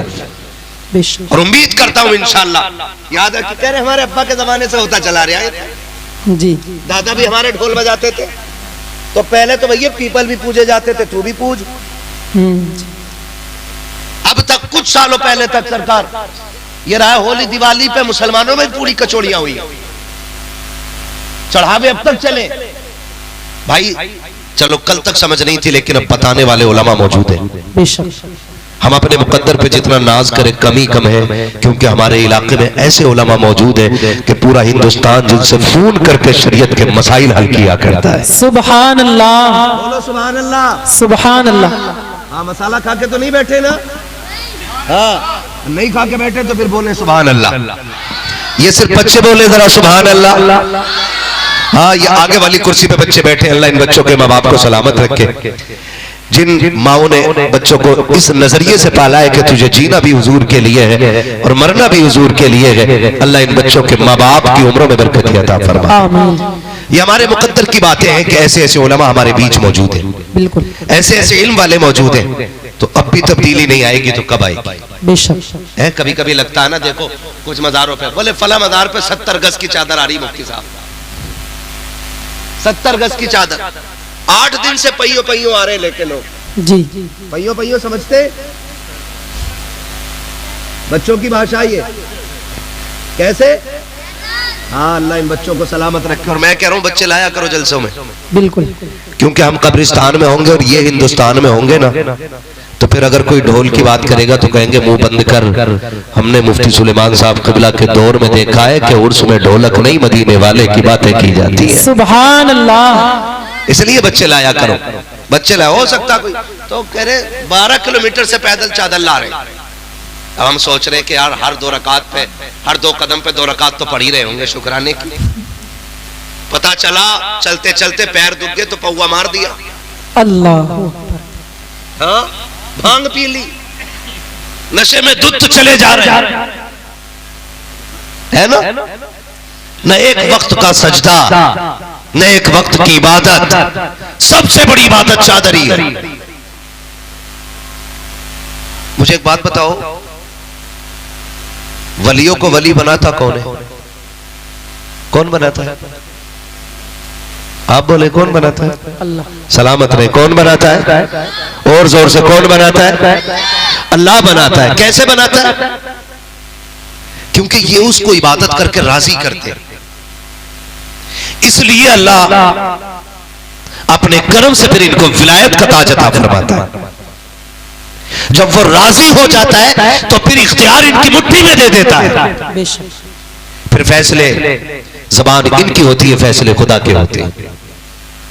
आप खुद बताइए, कोई काम भी खुदा की मर्जी के बगैर नहीं होता। जोर से, खुदा की मर्जी के बगैर, खुदा की मर्जी के बगैर। अगर रब को नाराज करके अजमेर जाके चादर चढ़ाए, अजमेर वाला राजी होगा? है नहीं ना? तो फिर मजार पे जाते टाइम ये कोशिश किया करो कि काबे वाला भी राजी हो जाए, मजार वाला भी राजी हो जाए। सुभान अल्लाह। करेंगे इंशाअल्लाह। इंशाअल्लाह। हाँ जी, बोलो इंशाअल्लाह। नाराज तो नहीं है मेरी बातों से? और हो भी तो कोई फर्क नहीं पड़ता। मैं आई ना वो दिखाऊंगा दाग चेहरे के, जिसे खराब लगे सामने से हट जाए। मत बुलाना अगले साल, इस साल तो पूरी दवा दे दूं, सही बात, ताकि अगले साल में ना भी आऊं ना तो ये दवा अगले साल तक काम करती रहे। इंशाअल्लाह। सही है ना? नाराज तो नहीं है? ये मत सोच रहा मैं बुला के फंस गया हूं। कल मुझसे ही पूछा जाएगा इतना सख्त आदमी बुलाया था। नहीं भाई, मेरी बात नहीं, हुजूर के दीन की बात है। बेशक। किसकी बात है? हुजूर के दीन की बात है। आप खुद फैसला करो। हजरत जी, एक जलसे में जाना हुआ, इश्तिहार रखा था आगे, तो आधा मुड़ा था आधा बंद, ऐसे तय थी उसकी। तो हमने कहा देखे इश्तिहार कौन कौन लोग हैं। इश्तिहार देखा, पूरा खोला ना तो ऊपर मौलवियों के नाम और नीचे कव्वाल और कव्वालन की फोटो। अल्लाह। और उसमें ही बहुत बड़े पीर साहब भी थे जलसे में। मैंने कहा हजूर, आपकी तो सदारत में हो रहा है, आपको तो पता होगा मोहतरमा भी आ रही है, आप क्यों आ गए? कह रहे तवज्जो नहीं की थी। हमने पीर उन्हें बना दिया कि जिन्हें आंखों के आगे का न टिप रहा। जी बिल्कुल। और जबकि हकीकत में पीर वो होते थे जो दिलों के अंदर का झांक लिया करते थे। बेशक बेशक। कह रहे जी तवज्जो नहीं गई। मैंने अब हो गई, चलो अब क्या काम रह गया? आज तकरीर है, कलीसी पे नाच होना है, हमारा क्या काम है यहाँ पे? पीर साहब कह रहे नहीं नहीं, माहौल देखो, बेचारे माहौल देखने में रह गए। ये बेगैरती नहीं है। जो दीन इतना खुददार है, इतना खुददार है, जिस कुरान ने हुक्म दिया ईमान वालों अपनी निगाहें नीची रखो, और नीची रखने की वजह यह है ताकि इज्जतें महफूज रह सके। बेशक बेशक। जो इस्लाम रोड पे नीचे नजर रखने का हुक्म देता है, उसी का मानने वाला बंदा आंखों के सामने बच्ची को बैठा करके तमाशा देखे तो फिर कौम की तबाही शुरू नहीं होगी तो आबादी कहां से शुरू हो जाएगी? बिल्कुल बेशक। और इसे हम ईमान का हिस्सा समझ रहे हैं, इसे ईमान का हिस्सा समझा जाता है। कह रहा खाली कव्वाल में मजा ना आगा, जवाब देने वाली भी टक्कर की होनी चाहिए। इधर बेगैरत, इधर भी बेगैरत। और फिर जो नतीजा होता है जानते हो आप? फिर कौम के बिगड़े हुए अमीर टूटे हुए नोट लेकर के आगे स्टूल रख के बैठते हैं, टेबल। और उसके बाद जब जिधर से शायरी जोर पे होती है, जो किसी दूसरे की इज्जत उछालने में कामयाब हो जाता है, उसी पे पैसे लुटाए जाते हैं। और मेरी गांव, मेरे बस्ती, मेरे शहर, मेरे इलाके के नादान लोग कहते हैं वाह जी आज मजा आया है, आज पता चला मुखिया के बेटे पे कितना पैसा है, आज पता चला प्रधान के बेटे पे कितना पैसा है। आग लगे तेरी दौलत को, अगर तेरी दौलत किसी की इज्जत को उछालने के काम आ रही है, अगर तेरी दौलत किसी को जलील करने के काम आ रही है, आग लग जाए तेरी दौलत को। अगर खुदा ने तुझे दौलत दी थी तो अय्याशों पे लुटाने के लिए नहीं, तमाशों पे लुटाने के लिए नहीं। अगर खुदा ने पैसा दिया था, जा बस्ती में जाके देख कितने यतीम सोते होंगे, कितनी बेवाएं रहती होंगी, कितनी गरीब बच्चियां होंगी जिनकी गुर्बत की वजह से बालों पे सफेदी आ गई है, लेकिन कोई दुल्हन बनाने तैयार नहीं है। अगर खुदा ने तुझे पैसा दिया है, अय्याशों पे ना लगा, बदमाशों पे ना लगा, तमाशों पे मत लगा। इसी पैसे को उठा किसी बेवा पे लगा दे, किसी यतीम पे लगा दे, किसी गरीब पे लगा दे। खुदा की कसम, अगर तमाशों में लुटाओगे जहन्नम का ईंधन बनेगा, गरीब पे लुटाओगे जन्नत का परवाना बना दिया जाए। नारे तकबीर, नारे रिसालत, मसलके आला हजरत, पैगामे मुस्तफा, शरीयते मुस्तफा, जिंदाबाद जिंदाबाद। भाई करो ना, फिर देखे कितना पैसा तुम्हारे पास है, कितनी दौलत वाले हो तुम। करो ऐसा खुदा की कसम। आज भी गाड़ी सिग्नल पे रुकती है ना और नकाब पोश खातून शीशा आके बजाती है ना, उसकी गुर्बत का ख्याल बाद में आता है, कौम की बेगैरती का ख्याल पहले आता है। कौम की बेगैरती का ख्याल पहले आता है। पहला ख्याल आता है अगर काश कौम ने ज़कात वक्त पे दी होती ना तो आज कोई बेटी सिग्नल पे भीख नहीं मांगती। बेशक हक बात। अगर हमने गरीब को उसका हक दिया होता तो कोई अपने बच्चे को लेकर रोड पर हाथ फैला करके मोहम्मद अरबी के दीन को रुस्वा न करता। खुदारा करो ऐसा, अल्लाह ने पैसा दिया ना आपको, लगाओ चक्कर बस्ती के, देखो कितनी बेटियों के बालों में सफेदी आ गई, मेहंदी से सफेदी छुपा रही है। बाप हाथ पीले इसलिए न कर सका कि गरीब है। अल्लाह ने तुझे अमीर बनाया ना, जो पैसा तू तमाशे में लगा रहा वही 50,000 की गड्डी किसी गरीब के घर पर्ची लिख के चौखट के बाहर से फेंक के चला जा, और ये इंतजार न कर ये दरवाजा खोल के शुक्रिया अदा करे, उस पर लिख दे ये तुम्हारे घर के खर्चे के लिए है, ये बेटी के हाथ पीले करने के लिए है, ये घर की बेवा के इलाज के लिए है, ये यतीम की तालीम के लिए है, ये लिख के पर्चे में गरीब के घर डाल दे। खुदा की कसम कोई देखे न देखे मदीने वाला मुस्तफा देखने को तैयार हो जाए। सुभान अल्लाह। करो ये काम। लेकिन हमारी कौम तमाशों में लगाती है, अरे मजा आ गया यार, क्या गड्डी उड़ी थी, क्या उड़ी थी, क्या नतीजा निकला, यहां भी कूटे जाओगे वहां भी कूटे जाओगे। सही बात। हमारी कौम को नजर लग गई है किसी की। 70 सालों में, माफ कीजिएगा मैं मजारों का मुखालिफ नहीं, लेकिन मुझे एक बात बताओ, 70 सालों में हमने, हमारी कौम ने सबसे ज्यादा फोकस जो किया है या तो पीरों पे किया है या मजारों पे किया है। बिल्कुल। तालीम पे कोई हमारा फोकस नहीं है ही नहीं। आज भी अगर 60 साल पुराना मदरसा है ना तो किवाड़ अब भी उसमें 60 साल पुराने लगे हुए हैं। जी बिल्कुल। 100 साल पुराने किवाड़ लगे हुए हैं, हज़रत फरमा रहे। उनकी कुंजियां बदलने का हमारी कौम को वक्त नहीं है। और मजार के हर साल टाइल्स उखड़वा के लगवाता है कि नहीं नहीं इसमें मजा नहीं आ रही है, ये लगाओ। सुन, अगर मजार वाला जन्नती है ना तो तेरे पत्थर से कोई फर्क नहीं पड़ने वाला है। बिल्कुल। अगर मजार वाला जन्नती है ना उसे तेरी टाइल्स की कोई जरूरत नहीं है, वो मिट्टी के नीचे भी जन्नत के महलात में रहता है। सुभान अल्लाह। हक बिल्कुल। और जिसका मजार तुमने बना दिया जबरदस्ती, अगर वो गुनाहगार था, जन्नत का हकदार नहीं, तो तू 1 लाख नहीं करोड़ों की टाइल्स पत्थर ला के लगा दे, उससे कोई राहत उसकी कब्र में उतरने वाली नहीं। बिल्कुल सही बात। सुन रहे मेरी बात? बहुत गौर से मेरी बात सुनिएगा। मजार आपने बना दिया, यादगार के लिए काफी है। अब आपको मजार वाले से प्यार है ना तो उसके नाम पर आप एक फंड जमा करें। झंडे शाह बाबा के नाम से एक फंड जमा करो और एक गोलक ऐसी बनाओ कि जिस पे ये लिखा हो कि इसके मालिक तो मजार वाले हैं, ये खर्च गरीबों पे किया जाएगा। सुभान अल्लाह। बिल्कुल। मैं कभी कभी सोचता हूं जो कौम अपनी माँ को सर्दियों में एक शाल ना ला के दे सकती हो, वो हर तीसरे दिन चादर लेके जाने मजार पे तैयार है। माँ पूरी सर्दी झन्ने दुपट्टे में काट देती है और बेटा कह रहा पूरी आयतुल कुर्सी वाली अब के चादर बना, अब के सूरह यासीन वाली बना, अब के सूरह मुल्क वाली बना, हर महीने चादर ला रहा। ओ भाई मजार वाले से पूछना तू खाली चादर से भी राजी होता है कि नहीं? वो कहेगा पागल जा, भले मेरे मजार पे चादर ना ला, एक चादर का पैसा उठा के माँ को दुपट्टा खरीद के ला दे। बेशक। हम माँ को दुपट्टा देने तैयार नहीं, चादर पे चादर चल रही है। जी। हमारी कौम की बेटियां रोडों पे भीख मांग रही है और हम 2.5-3 लाख रुपए एक बंदा खड़ा होकर के खाली ढोल पे लुटा देता है। बताओ कयामत के लिए कौन सी तैयारी की है?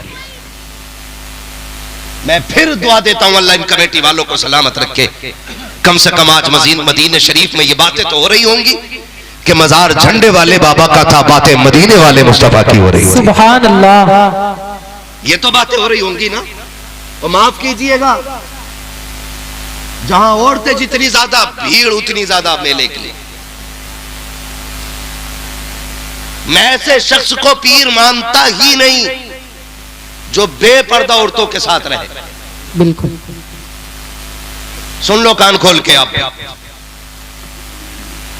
नंगे सर पानी पीने वाला वली नहीं हो सकता, तो औरतों से पैर दबाने वाला वली कहां से हो सकता है?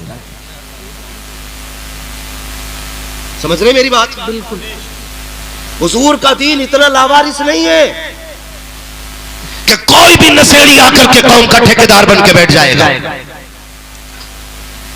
आप भी घर की बेटियों पे पाबंदी लगाइए कि तू कली से फातिमा ज़हरा है, अगर तुझ पे जिन्नात और भूत आ गए हैं तुझे किसी ढोंगी बाबा के पास जाने की जरूरत नहीं।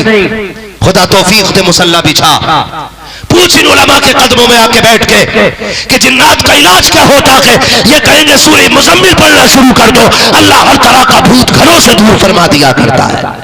बेशक बेशक, सुभान अल्लाह। पूरी कौम तबाही में पड़ी है। जितना नंगा उतना ही गंदा, जितना सनीचर उतना ही पहुंचा हुआ। बेशक। हाँ, जितना सनीचर है उतना ही पहुंचा हुआ, जितना घिनौना उतना दूर तक का देख रहा। सफाई ईमान का हिस्सा है, जो साफ नहीं वो वली नहीं। सुन लो सीधी बात, सफाई ईमान का हिस्सा है। जोर से ईमान का। कितने लंबे नाखून लिए बैठा, 8 अंगूठी 8 में मैल भरा पड़ा। मोमिन काला भी होना चेहरे पे नूर होता है, बेशक। क्योंकि 5